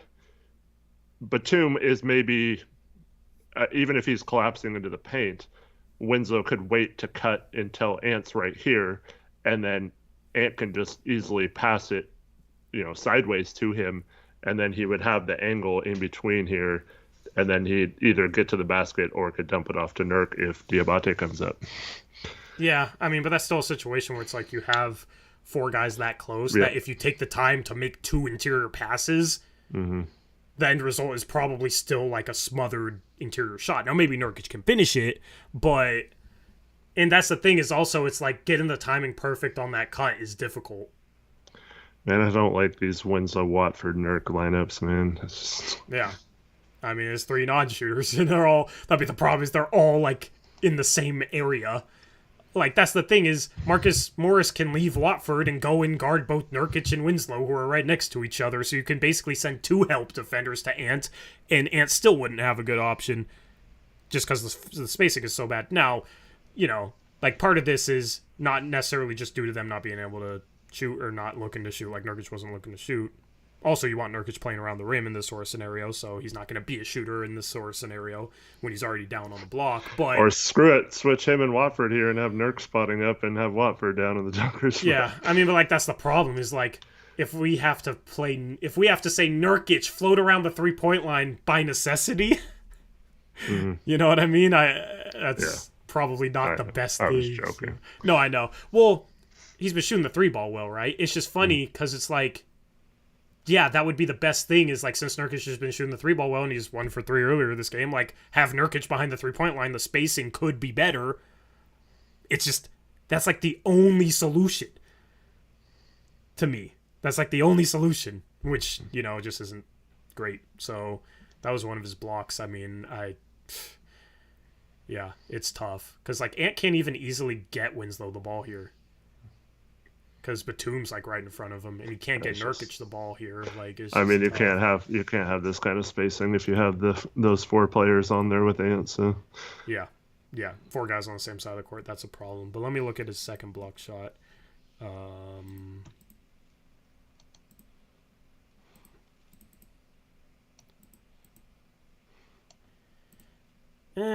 Second block shot, they were spaced better, but it was more of a misread, I think. It was also just a good play by Diabate. Yeah. Well, so tomorrow night, if we have Batum, actually, go ahead. So tomorrow night, the Lakers. I wanted to see what they were shooting from 3 on the year. They're shooting 32% as a team on the year. Yeah. And they're 28th in the league in percentage. LeBron 28.9, Anthony Davis 21.1, Russ is 31.6. See, like, that's my whole point. They got LeBron, and AD's been playing phenomenal, and they still suck.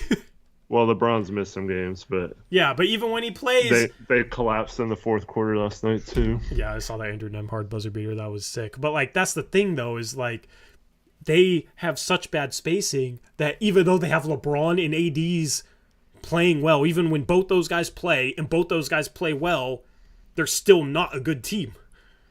But hopefully we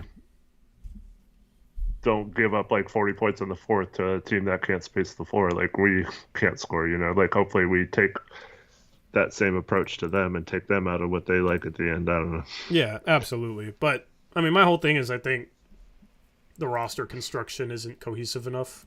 That's kind of the conclusion I'm coming to.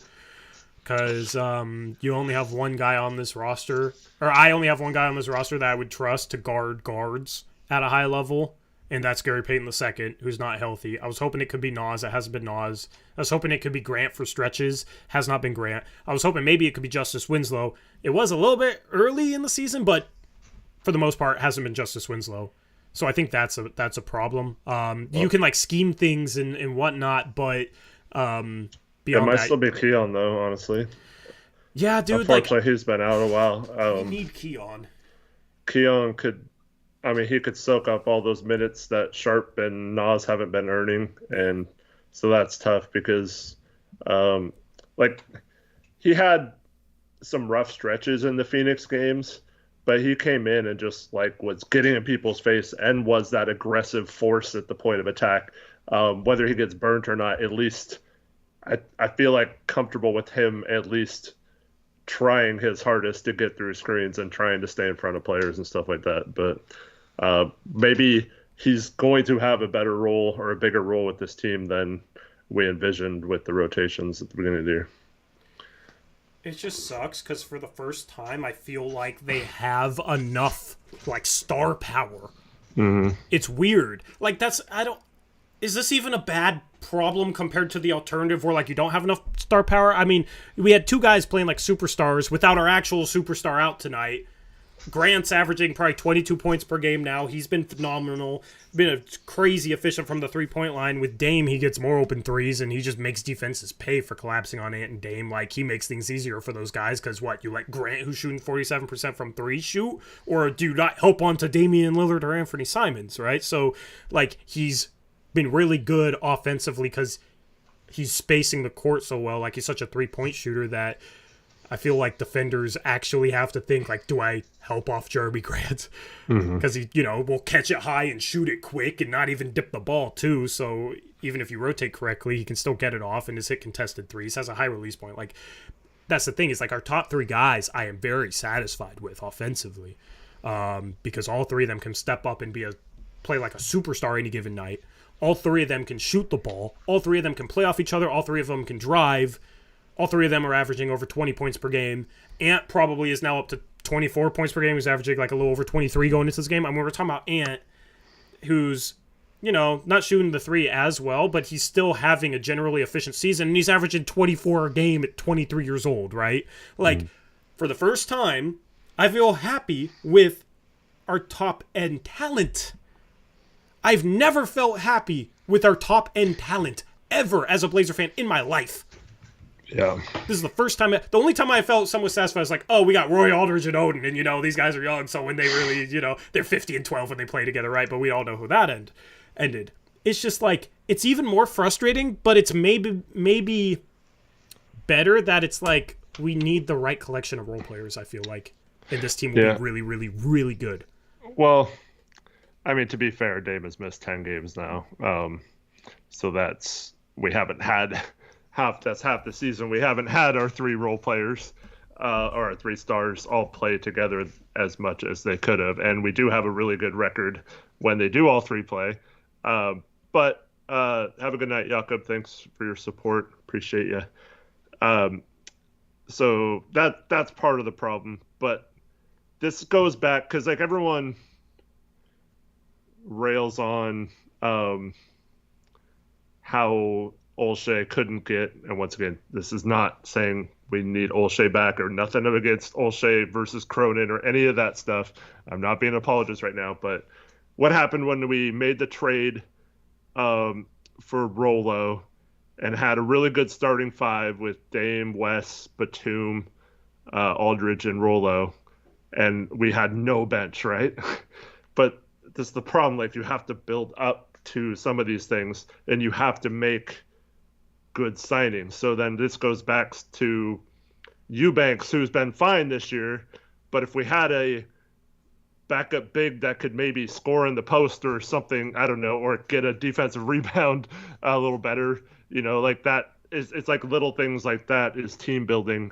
And I think, unfortunately, we haven't seen our big free agent acquisitions. So to be fair, again, I think we need to see what Gary Payton does to this lineup and if he can help just having him on the floor. But, Olshey then the next year realizes we have no bench and goes out and makes, gives up a lot to get Aaron Aflalo, who was like a really solid player. And then unfortunately West goes down or whatever. And so we have injuries, and then everyone's playing a role they're not supposed to. And, we lose in the first round. So it's like, you have to either make really good minimum contract signings that end up panning out, or you have to have like what happened in 2019, where we make a great trade for Rodney Hood at the deadline and then get, a solid, at the time, Enes Kanter as a center. So,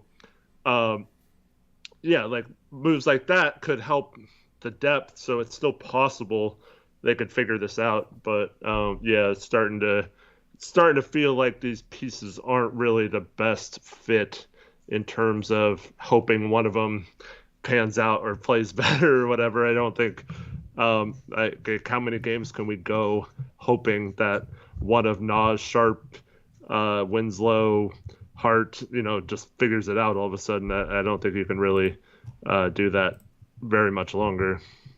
Yeah, I mean, but like that's the thing is that could be an optimism thing where it's like, obviously, hard schedule, and this team has been missing their best offensive player and their best point of attack defender, right? They have the top end talent. It's a lot harder to get the top end talent. The Grant trade was a steal. Grant wanted to come here. That was part of the reason why the Blazers were able to get him for only a future Milwaukee first and, swapping a second round pick. But he's been phenomenal. Like, this is the best year of his career offensively so far. Who knows if he can keep up the 3-point shooting, but I mean, we're 20 games in and he's still shooting 48%, and he gets good threes playing off of Dame and Ant. And half this stretch, he hasn't even been able to play next to Dame. So that's where like the optimism comes in. But I just look at this team and it's like, if healthy, I feel like this team would be so much better if they just had like a 3-and-D backup 4 that could defend on the ball like adequately, and then had Gary Payton the second back, right? Like, a lot of people out there love Justice Winslow, but it's so much like we have playmaking. We have 3 guys that can score at a really high level. We just need players out there that get the job done defensively and make it as easy for those 3 guys to do what they do best. Now, you can't just ISO all three guys and run an offense like that. You still have to move the ball, so you want guys that, are able to make the right pass or right decision. You don't want, like the problems we had with Robert Covington last year out there. But that's the thing, is just like off the bench. You're not even talking about a starter. You're just talking about a guy to come in off the bench at the backup four. Like, just give me a guy that can defend a bit on the ball, maybe a little better than Winslow can, and that can knock down threes. And I feel like it would make things so much easier in terms of just having everything fit together and be cohesive. Because instead you got Winslow out there and it's like, oh, he has to time his cut well so that he's at a running start if Nurkic is on his side of the floor, because Nurkic is going to be down low and you can't keep Justice Winslow behind the three-point line and he can't space. So, he has to make a perfectly timed cut, and it's like he hasn't even really been cutting at all the last 8 games.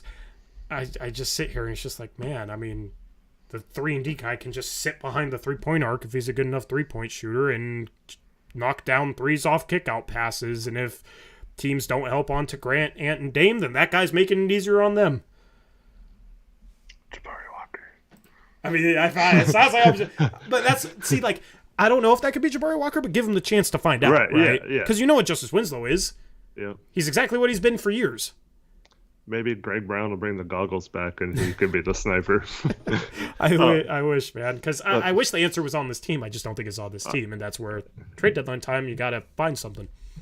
Yeah, thank you, Carter, for the $2 donation. Tough game, but still love our team, 72-10. Yeah, we're still on track for 72-10. But Eric Olson brings up Jay Crowder. So let's just say, ignoring salaries, we could somehow, like, he gets bought out or something, and he comes to Portland.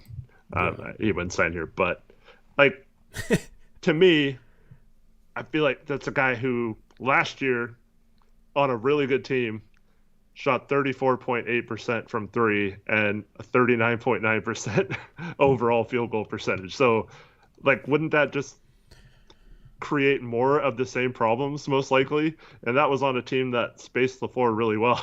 Yeah. So I don't know if that, even getting a guy, he definitely could be an answer maybe to help our defense out.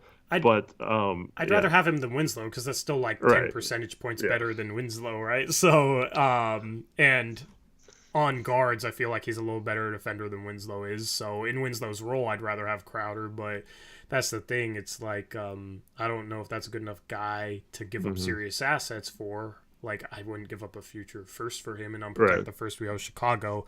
And also, you have to match his salary. So, like, yeah, I mean, that's the type of player, like a Kenrick Williams type of guy from OKC, who can't be traded until mid-January, as you've explained. But, like, he's a 34% guy, but, at least maybe it doesn't solve it. Team. Like, that's the thing is, like, if you put that guy in place of Winslow, and then maybe you find somebody that can shoot, like Kenrick Williams can defend, and then also he's going to be more respectable from 3 and can actually like get a little hot and knock down a couple threes in a row, where like you never expect Winslow to do that. I don't know if I've ever seen Winslow make 2 threes in a row. I don't know if I've ever seen Winslow make 2 shots in a row, except for that one stretch he had in the first half, a couple games ago. So, well, I think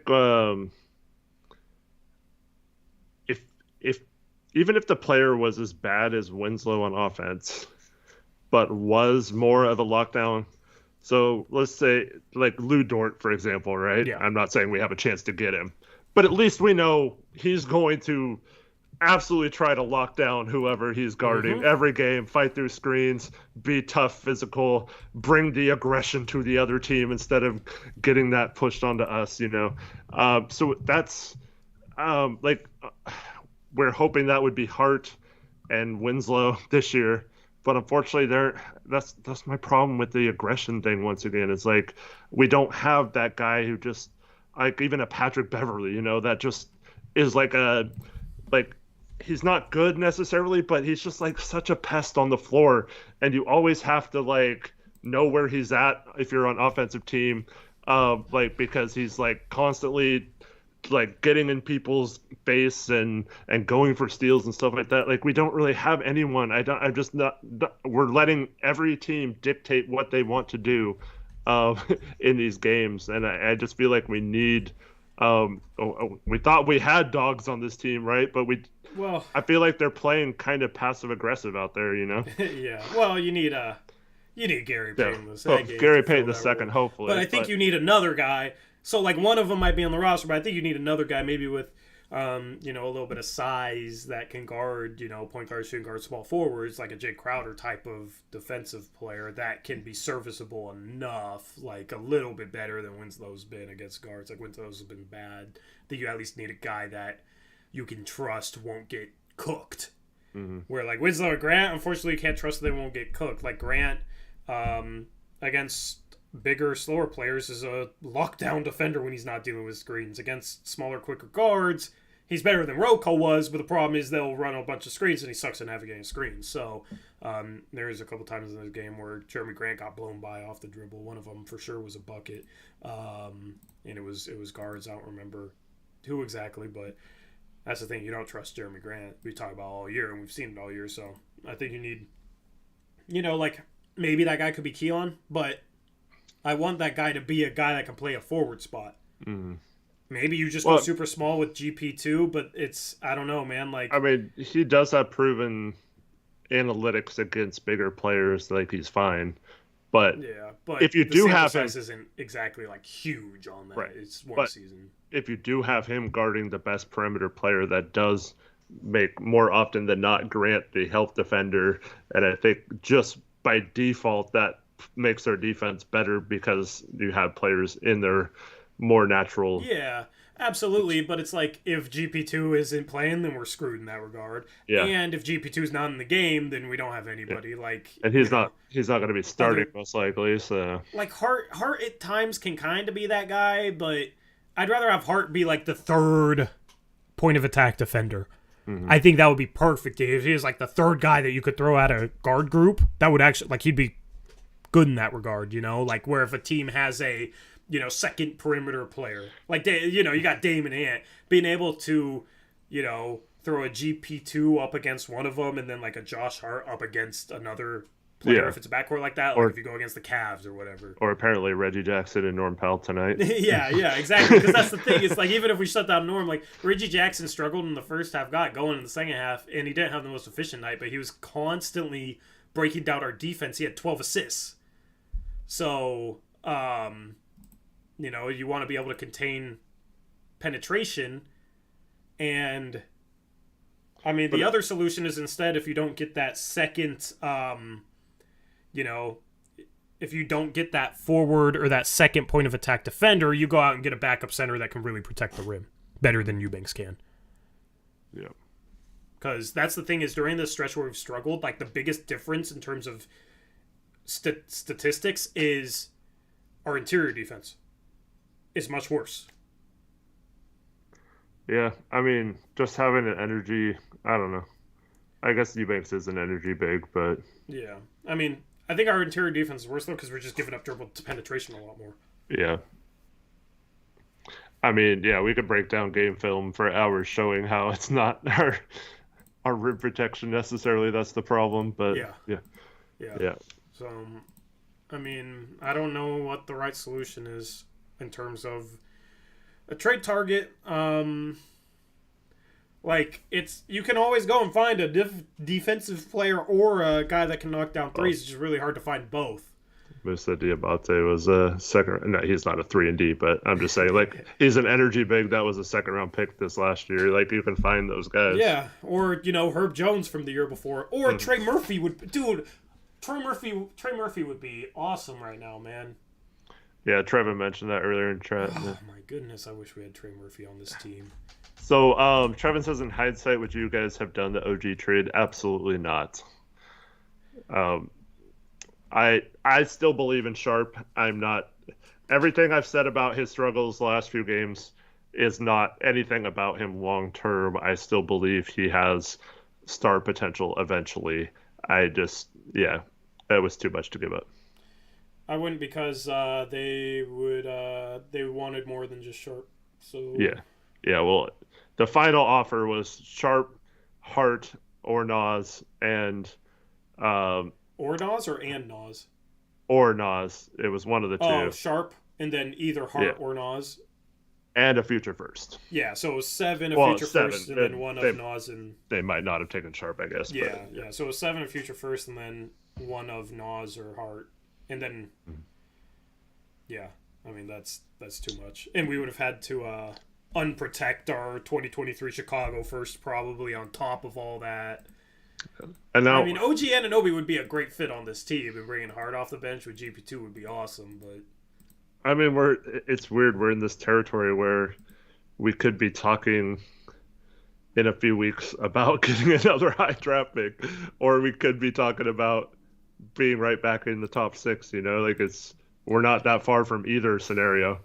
I'm not worried about. I don't think we're gonna miss the playoffs at all. I mean, we're still in 7th. We're tied for 6th right now without Dame, with the super hard schedule. I think like pretty much every team in the West has some sort of issue right now. I mean, I think we are identifying our issues and we're struggling, but it's not like. I mean, this was a bad loss because of who they were missing, but they had guys step up. You know, like Norm hit a couple of ridiculous shots. Yeah. If he doesn't make those, we probably win. You know what I mean? So hats off for guys stepping up. You'd say, oh, well, they're shorthanded. You have to beat them. Like, okay, yes, sure, I don't disagree with that. But also, it's like they had guys step up and play like stars. Norman Powell played like a freaking star tonight. If he played like a star for us last year, I mean, who knows what the roster would look like, you know? Or in the playoffs when Dame's scoring 55 and no one can help him out. Yep. But that's the thing. Norman Powell's been that guy earlier this year. If he was that guy earlier this year, like, you know, it's not even that. Like, he's had games where he's gotten the same shots he got tonight or the same situations. He's just been terrible. You know what I mean? So sometimes guys step up. And unfortunately, we don't have any margin for error going against teams to have role players step up. Every time a role player steps up, we lose right now because we're not able to lock down stars. If you're able to lock down, like, Kevin Durant or slow him down, then okay, sure, Seth Curry goes off for 27, but we still win, right? The problem is we can't guard stars at all, so if any role players step up, and then we're not having a huge offensive night, which we're not because we don't have enough space and we have some issues, then it's a loss. Well, a lot of Curry's basket was just not finding him. Absolutely. Yeah. Well, that's the problem when you don't have anybody you can put up against a star is you like compensate for that by guys helping, right? But then you leave that stuff open, so that's the tough thing. And then it's like all of a sudden we're not doing either. So maybe you let stars try and go off. I don't know. It's just tough. There's really no like easy answer.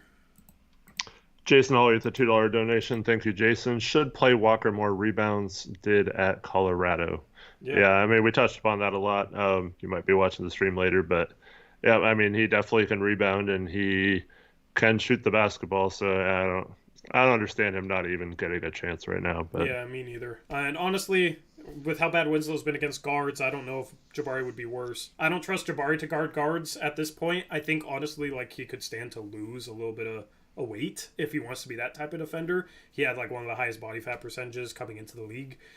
So, you know, maybe there's some room for improvement with his body that'll get him a little quicker. That'll help him be like a good defender on guards. But, I mean, like, he seems like a smart defender, can be in the right spots. You know what I mean? I would definitely just see what you have there. In the spot minutes he played earlier this season, he didn't screw anything up.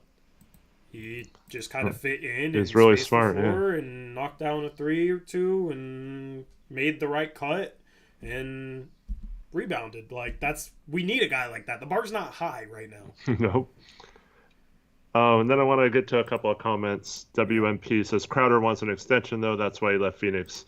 Wanted a long-term contract. What do the Suns want? Hart? That was just a hypothetical. I know I've been saying all year. Yeah. People making around $10 million are really tough for us to trade unless they're better than Hart, and we're gonna somehow get them for Hart. Let me phrase it like this: that was more of like an example for the type of player, not necessarily like a specific target. Right. And then also, I think he got mad because they announced that Cam Johnson was going to be starting over him, and he felt like he didn't deserve to have his starting role plucked either. But yeah, he also wants an extension, but I don't think he wants that in Phoenix, and I don't know if he'd want it in Portland either. He'd probably just wait to be a free agent then. And then Devin Ford says, love the idea of keeping the young fellows and in 2 to 4 years winning a chip with Dame, playing a CP3 sort of role. That's something we talked about for almost a year now.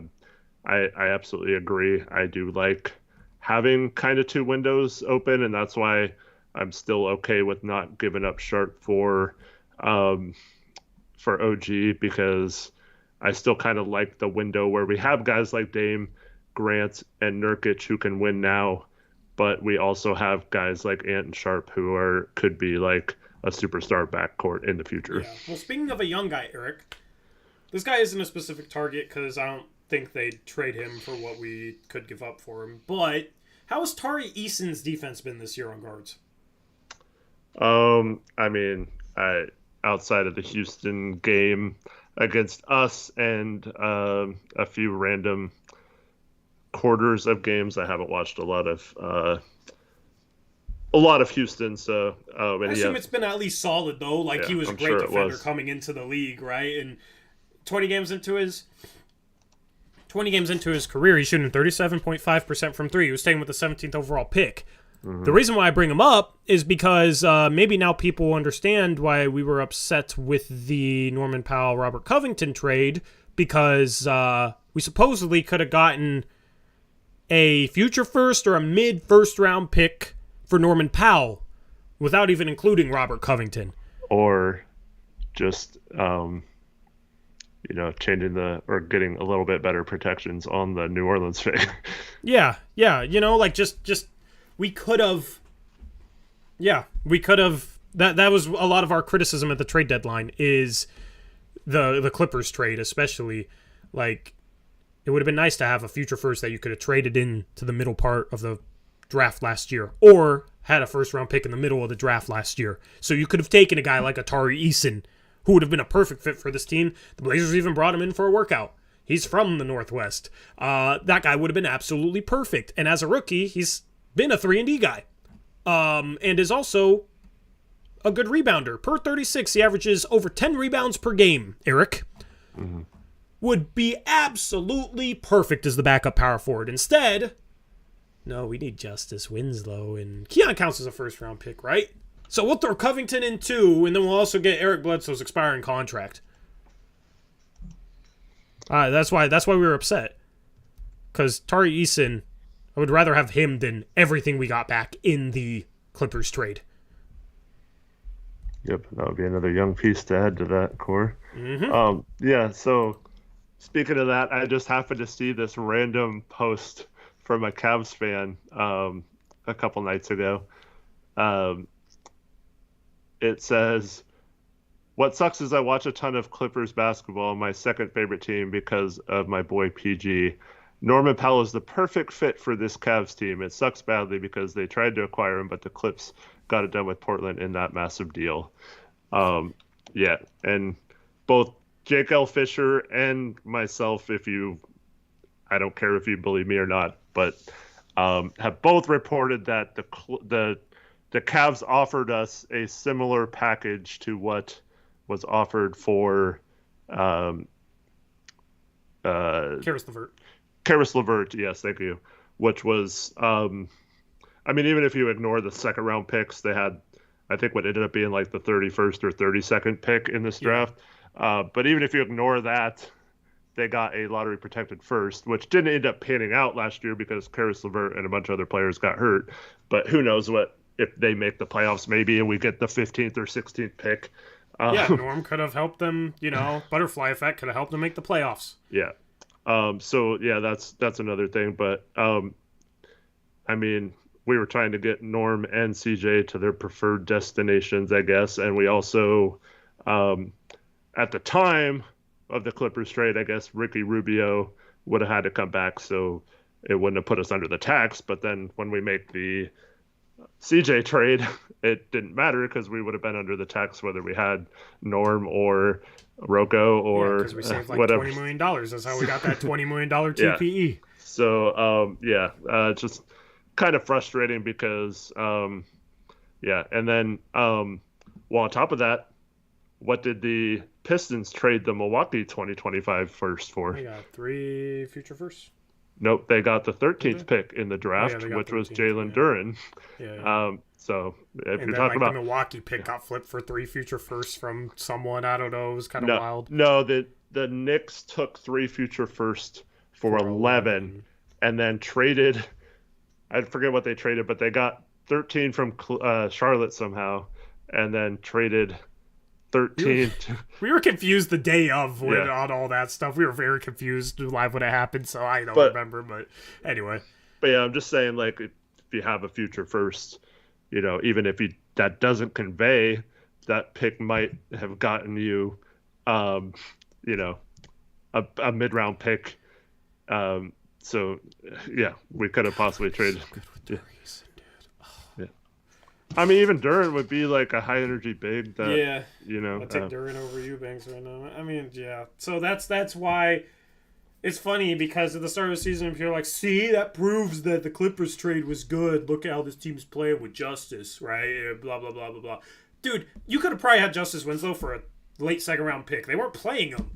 I don't think they wanted to bring him back. They didn't value him at all. They might have paid us a second-round pick to take him because he was under contract this year for $4.1 million or whatever. So, yeah. So guess what? You could have still gotten him in hindsight. Even if Justice Winslow was a great fit on this team, it still didn't make sense because you could have gotten him for a second-round pick, maybe for free, and you still could have gotten a future first for freaking Norm. That's why I never like to take hindsight into value with trades. So, sure, you could make a trade. Like, let's say you traded, basically what Detroit did. They traded Jeremy Grant for Jalen Duran. Yeah. That could pan out if Duran explodes or whatever. That's not what I'm really talking about. Yeah. But in terms of value at the time of trade, it didn't matter if Winslow played well for us. It only mattered how much his value was. Keon was getting outplayed by, they had a second-round pick, Brandon Boston, who was getting minutes over him, and Keon wasn't playing. Bledsoe, I mean, they were happy to not have to pay him the $3.9 million to go away this offseason, but that was going to be such a great contract or whatever. So,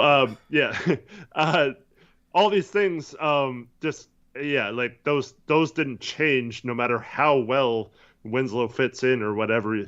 Like you said, you probably could have gotten him, and that was a guy who signed for the biannual exception last offseason. So, if we were to have been willing to pay the tax, we possibly could have had that option as well. But I don't like saying, "Oh, see, you guys were wrong about that."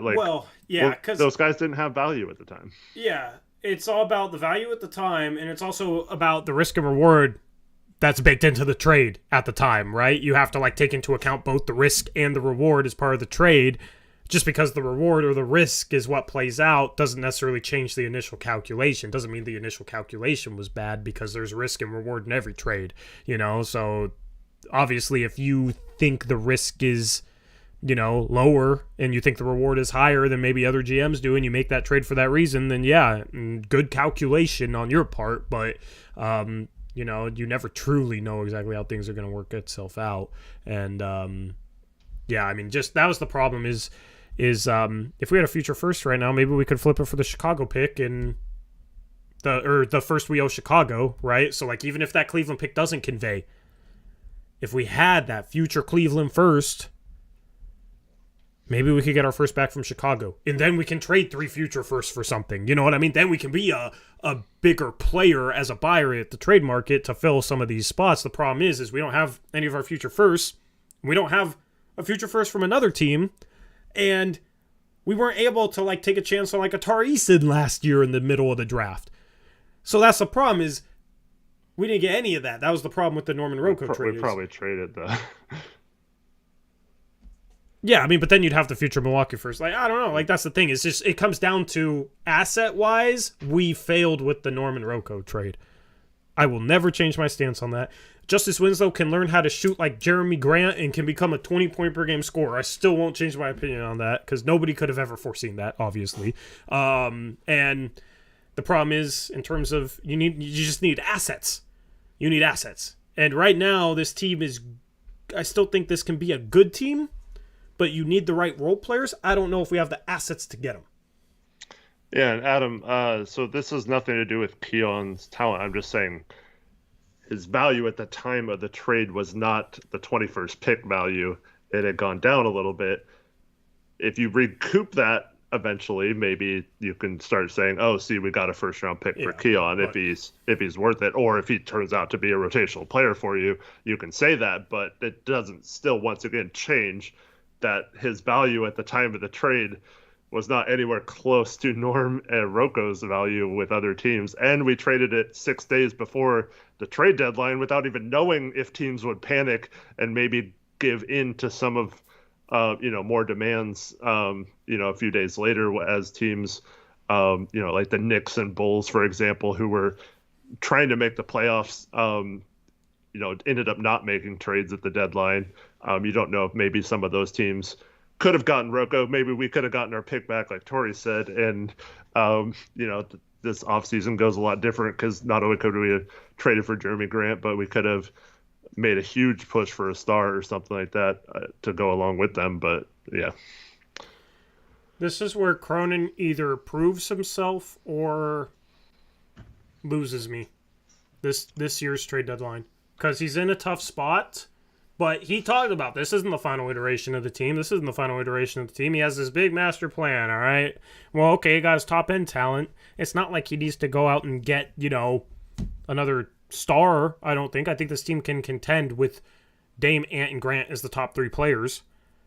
You just have to have the right collection of role players that can do different things. That's the problem. We don't, our collection of role players aren't diverse enough in terms of what they do well.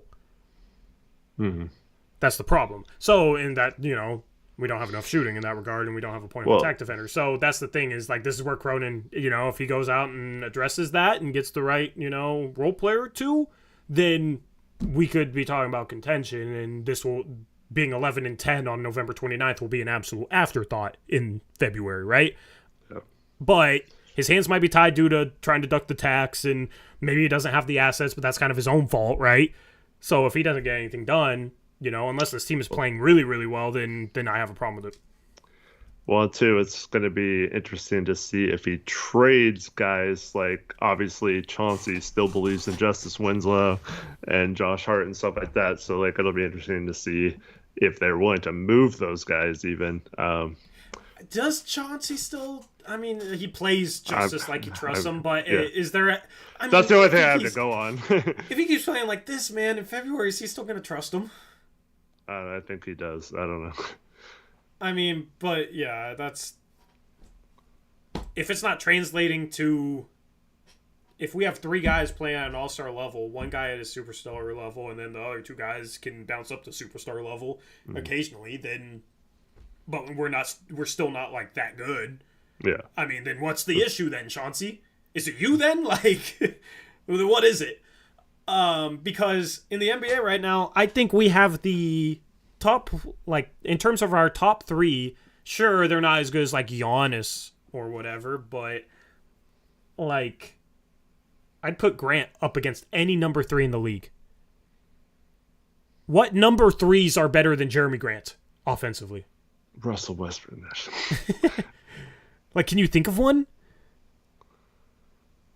I'm having a tough time. I mean, the Bucks, if they're healthy with Drew and Chris Middleton, is pretty good. That's but three Drew all-stars. Drew's really good defensively, but if we're just talking about top-end guys that can get hot and take over a game offensive star power, because that's the thing, most stars are stars for what they do on offense, right? I'm taking Jeremy Grant over Drew Holiday. Obviously you need defense, but that's the thing is I think, Grant's serviceable enough, and Dame was playing a little better defense, and Ant has had his moments that if you just have the right role players around them, you can be a good enough defense to be a contender. So that's the thing is, in terms of, third options, I'd take Jeremy Grant over anyone right now. You look at Denver, right? Their third option is Michael Porter Jr. I'd take Grant over him. You look at Phoenix, their third option, I guess, is Chris Paul now. He's hurt right now, but he hasn't been good this year. Or it's Mikal Bridges. I'd take Jeremy Grant over them. That's the top two teams in the West. Who's the third option on Dallas? Dorian Finney-Smith, you know what I mean? We're talking about the other Western Conference Finals. Who's the third option? I guess Tyler Herro's the third option on Miami. I mean, he's good offensively. Or it's Bam Adebayo. Jeremy Grant might be the best offensive third option in the league. And Cronin has talked about how what he did is the easy part. This is the hard part is, you know, fixing the problems and making it so you have a much more ideal lineup. But yeah, we'll see. Yeah. I mean, Lowry, Hyperprime Lowry is like a 13 point per game scorer, 14 point per game scorer. Grant's like 22 points per game right now. And has stepped up and had some huge games. Like, looks absolutely freaking legit. So, I mean, that's the thing is our top 3 players offensively, I think you can put up against anyone's in the league. Never come close to saying that. It's always been, can Dame and CJ carry everything? They need that third scorer. Well, you got it. And now you got Dame and Ant. And Ant right now is arguably having a better season than CJ ever had for us. Now, some of that is he's scoring without Dame, but he's averaging like 24 a game. Mm-hmm. So that's my whole thing right now is you need the right role players. I mean, this loss sucked tonight. Absolutely terrible loss. But I think that a lot of the struggles are showing us what we need to change in regards to the roster. And I don't think it's all doom and gloom because I don't think it's anything to do with like our top 3 players, which it's harder to get top end talent than it is to get the right role players, right?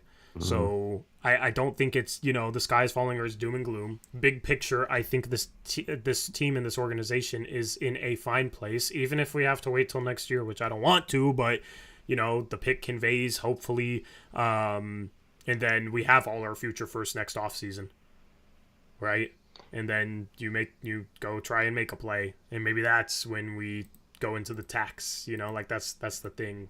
But do we even need to make a play? We have all our future first, and we have our top 3 guys set in stone, and we don't need to add anything in terms of like star power. It'd be nice to, obviously, but we need to add role players. We have all our future picks, and we have free agency. And you got Nas maybe coming back better than he's been this year on a cheap contract. Gary Payton II being that point of attack defender. Nurkic coming back.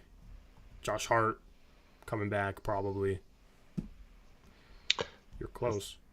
They said the Chauncey interview posted finally. Yeah, I'm not going to watch it on stream. They posted it at midnight, pretty much. Midnight, yeah. Huh. Must be bad. Yeah, but, I mean, that's the thing, too, is if he feels like, man, we just don't have enough shooting, like, is he going to say we don't have enough shooting on the roster right now? Maybe he will. Like, he's been pretty blunt, but I don't know. He needs to do some things better, but I think we're discovering what we need from a skill set standpoint, Eric. Yeah. And, anyway, but have fun watching. The part that's frustrating, though, is like we weren't shooting a lot of threes, but I think for a large portion of the season we were 4th in 3-point percentage, so it's not like we were shooting terrible or anything. Nas and Sharp were shooting like 50% apiece, slightly under that, but that was small sample size stuff there. Like, Sharp is not a top 5 3-point shooter in the NBA, you know what I mean?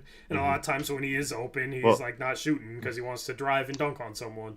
I mean, going into this game, we were 6th in the league in 3-point percentage. How much of that is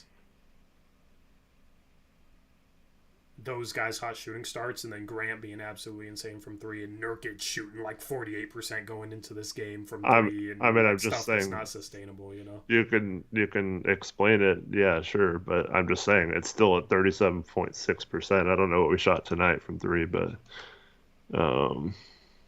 outside of Ant and Grant, we shot 3 for 8.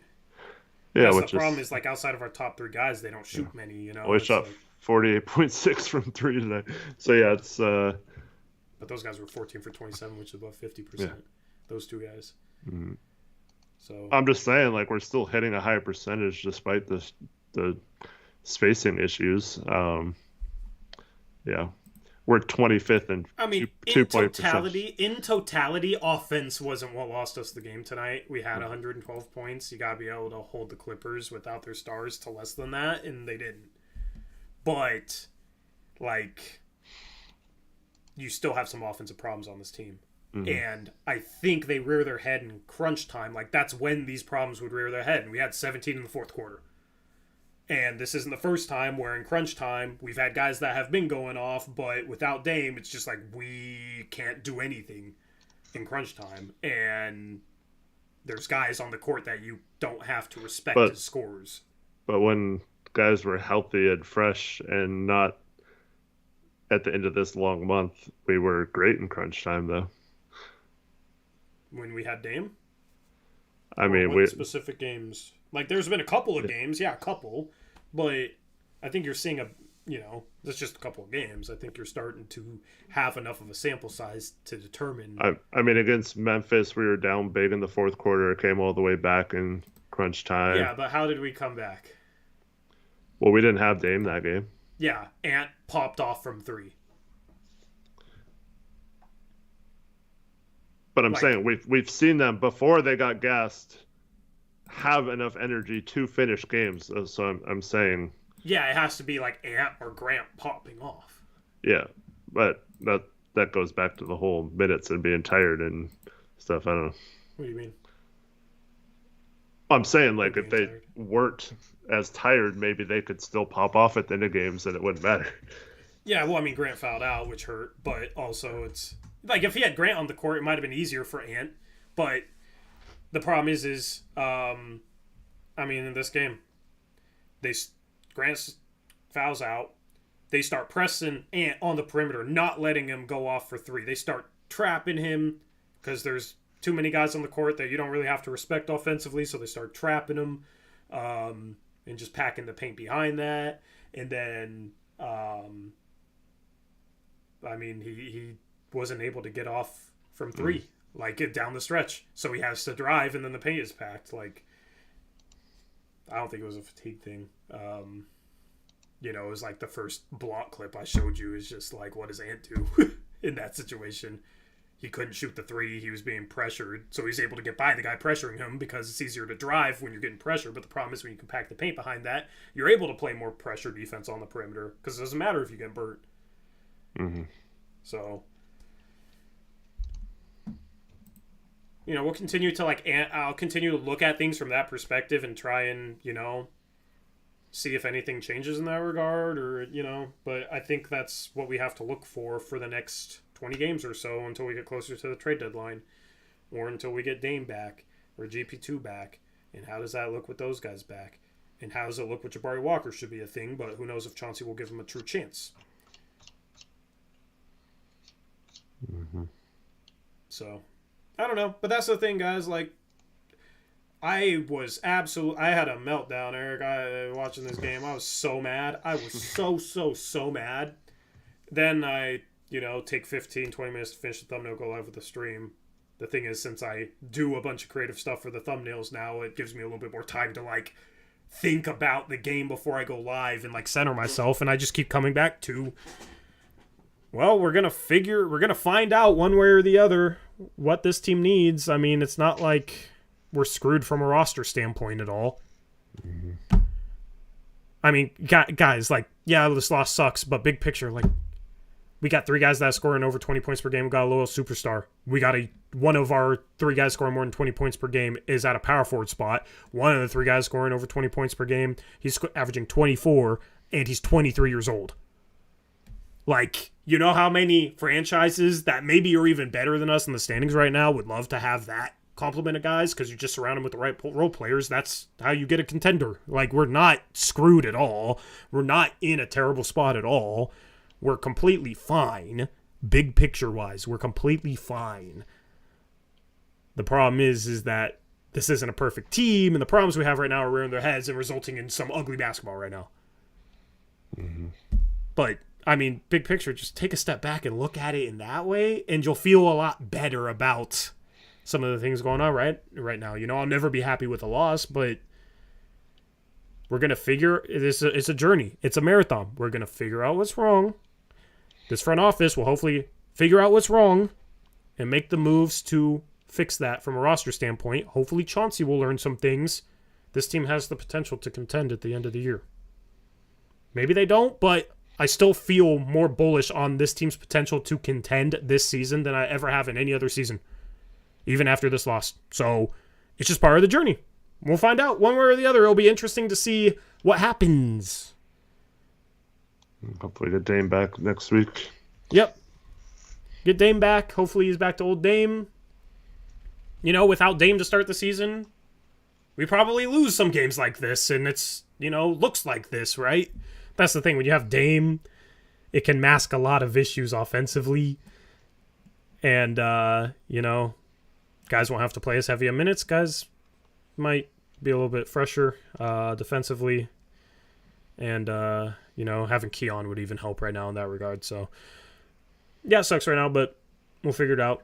We'll see where it goes, and we'll have you covered every step of the way. For sure. And we'll be back tomorrow night after the Lakers game. Yep. I'm thinking about doing a watch party for tomorrow night's game because it tips off at 7:30. So stay tuned for that.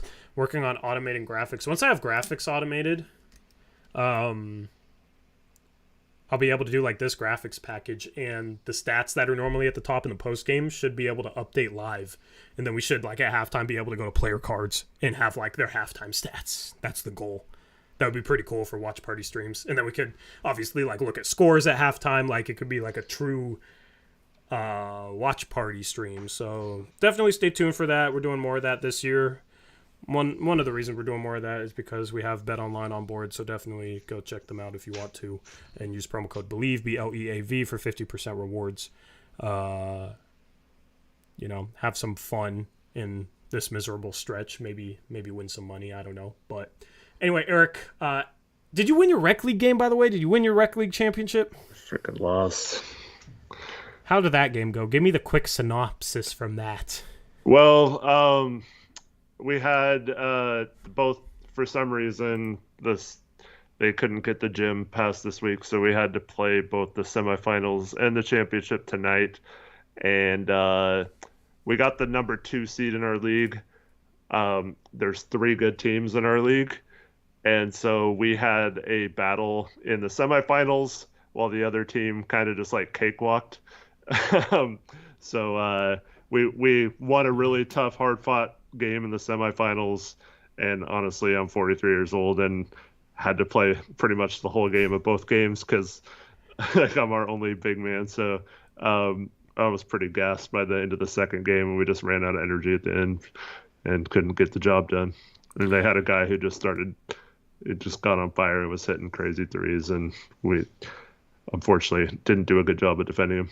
Yeah, you guys play Tuesdays and Thursdays, or just Tuesdays? Just Tuesdays. Yeah, I wish you guys didn't play Tuesdays because I would come and help out. But yeah, well, now it's we don't play it until January, so yeah, I don't have anything conflicting with games now for the next month. Yeah, maybe I'll have to drive like an hour up to Vancouver and play a game in my rec league. That's probably not as good as yours. You can see the short court.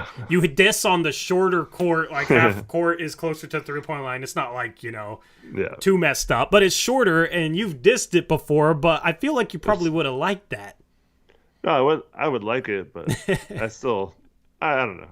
4-on-4 is fine, but I prefer normal. I'm 6'6". It's fine. It's fine normal if you're playing like at a high enough level with enough players that can shoot. Yeah. So I want to play in that Sunday league here. Sunday league? Yeah, I need to see what's up with that, but I don't even know because like our roster got completely overhauled, and so I don't know when that starts back up. But I've played basketball once in like the last 3 weeks. I need to play basketball. So tomorrow I think I'm gonna go shoot around for like an hour and a half right before our game. Come home. If I come home a little bit too late, if you want to be on the watch party, I don't know if you plan on doing it or what your whole plan is tomorrow. But I'll let you know. I'm not sure what family situation will be, but I have one thing I failed to mention from this game. This team we're playing was they play scared.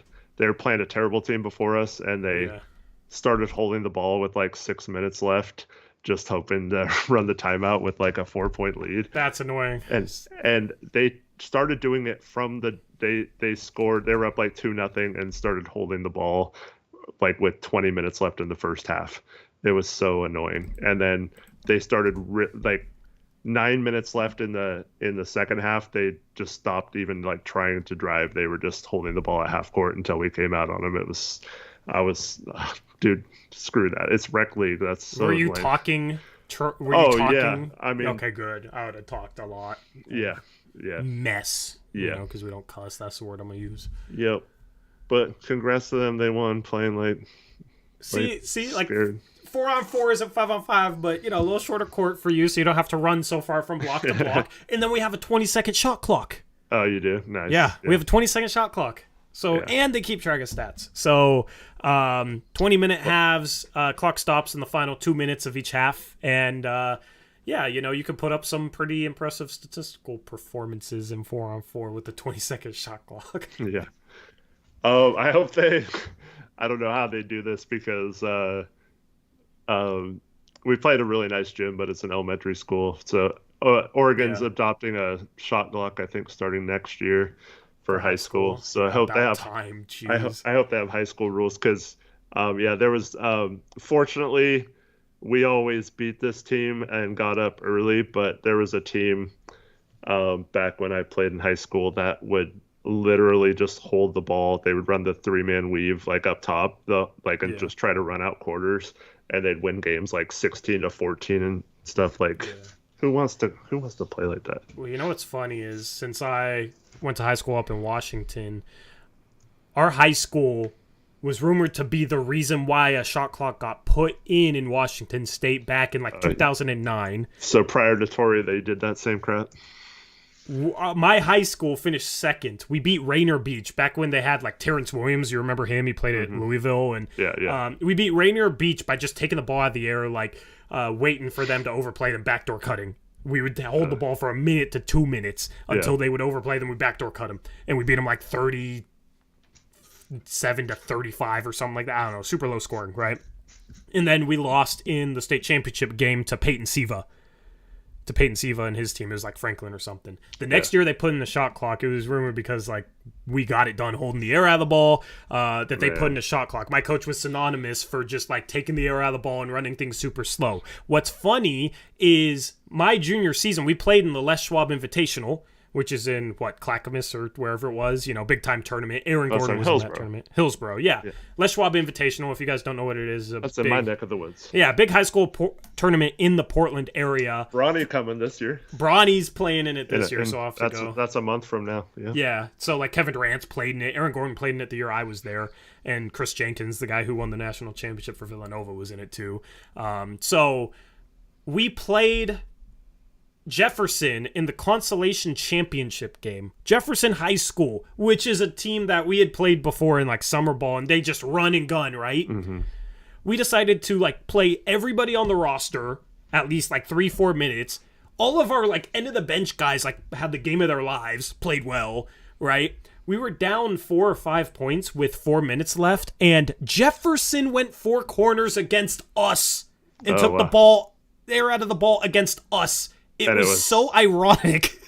And it was Oregon rules, so no shot clock. Yep, Oregon rules, so no shot clock. So it was very ironic because that's what our school was known for. Our school was supposedly the reason they put a shot clock in Washington State, and then we go and play Jefferson, a run and gun team, and they do it in the Les Schwab tournament, and we lost by 5. But we played everyone, so you know we wanted to give everybody the experience of playing in the Les Schwab tournament and playing against a good Jefferson team. I think they won state that year. And we almost beat him anyway. Yeah. So. I mean, 4 minutes to go in a big game like that, I don't know. It's egregious, I don't think, is in a rec league game doing yeah, rec league is bad, man. Rec league, that's terrible. Come on. What the hell? We're there to have fun, not Yeah, no, that's ridiculous. That's ridiculous. Was there money on the game or something? Imagine. They're going for the under. Are people using Bet Online to bet on your rec league games? That'd be awesome. Devin Ford says, Tori, how old are you? Guess. I want you to guess. It's always interesting to hear what people guess. So, chat, don't spoil. I know some of you know. Devin, I want you to guess. Shout out to Devin for helping me with the TikTok account, by the way. If you don't follow us on TikTok, at Blazers Uprise YT on TikTok, same as our Twitter. I need to just find a link for that. So Devin, feel free to always come in and post the link to the TikTok. But Devin's been helping me out with running our TikTok channel.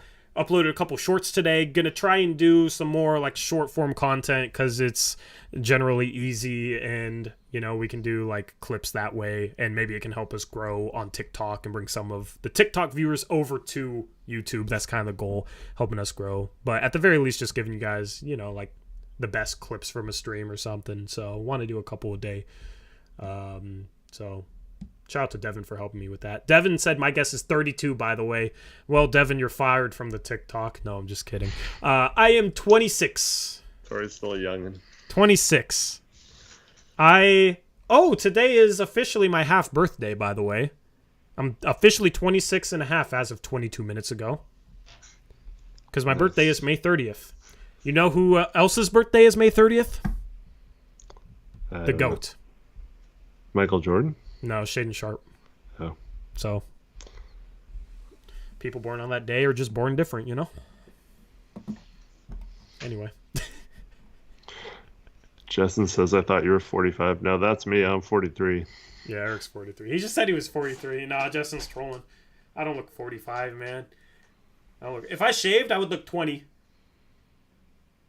If I shaved, I would look 20. Should I shave for the stream tomorrow? No, there'll be a bunch of Lakers fans making fun of my baby face, so I don't know. But, yeah, maybe I'll shave to start November. Because it is November still tomorrow, or, Lakers game is still going to be November, so I'll shave for December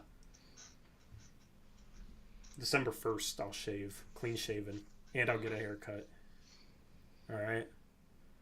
If we hit 100 likes before the end of the stream, we're at 76. Hit that like button on the way out. But anyway, any final words for this post-game show, Eric? Thanks for everyone for joining us. Sorry I missed the game and the first half of the stream, but I hope everyone has a good night, and we'll see you tomorrow night. Yep, good therapy session. Good to talk out this miserable loss by the Portland Trail Blazers. Tough to choke like this, but the Blazers have another game tomorrow night. If we win tomorrow night, 12-10 month of November, after the month of November, that'd be good. Always nice to beat the Lakers, so better take care of business against that Los Angeles team. And yeah, we'll catch you then. So we'll have Blazers Uprise Live on Thursday. Probably another video on Thursday. So stay tuned for all that. Join our Discord, link in the description box below, and hit that like button on the way out. It's the easiest way you can support us. And big shout out to everybody who donated tonight. I think this is the most donations we've had in a loss, so thank you for the support as always. We are out of here. Until next time, as always, peace out. Go Blazers.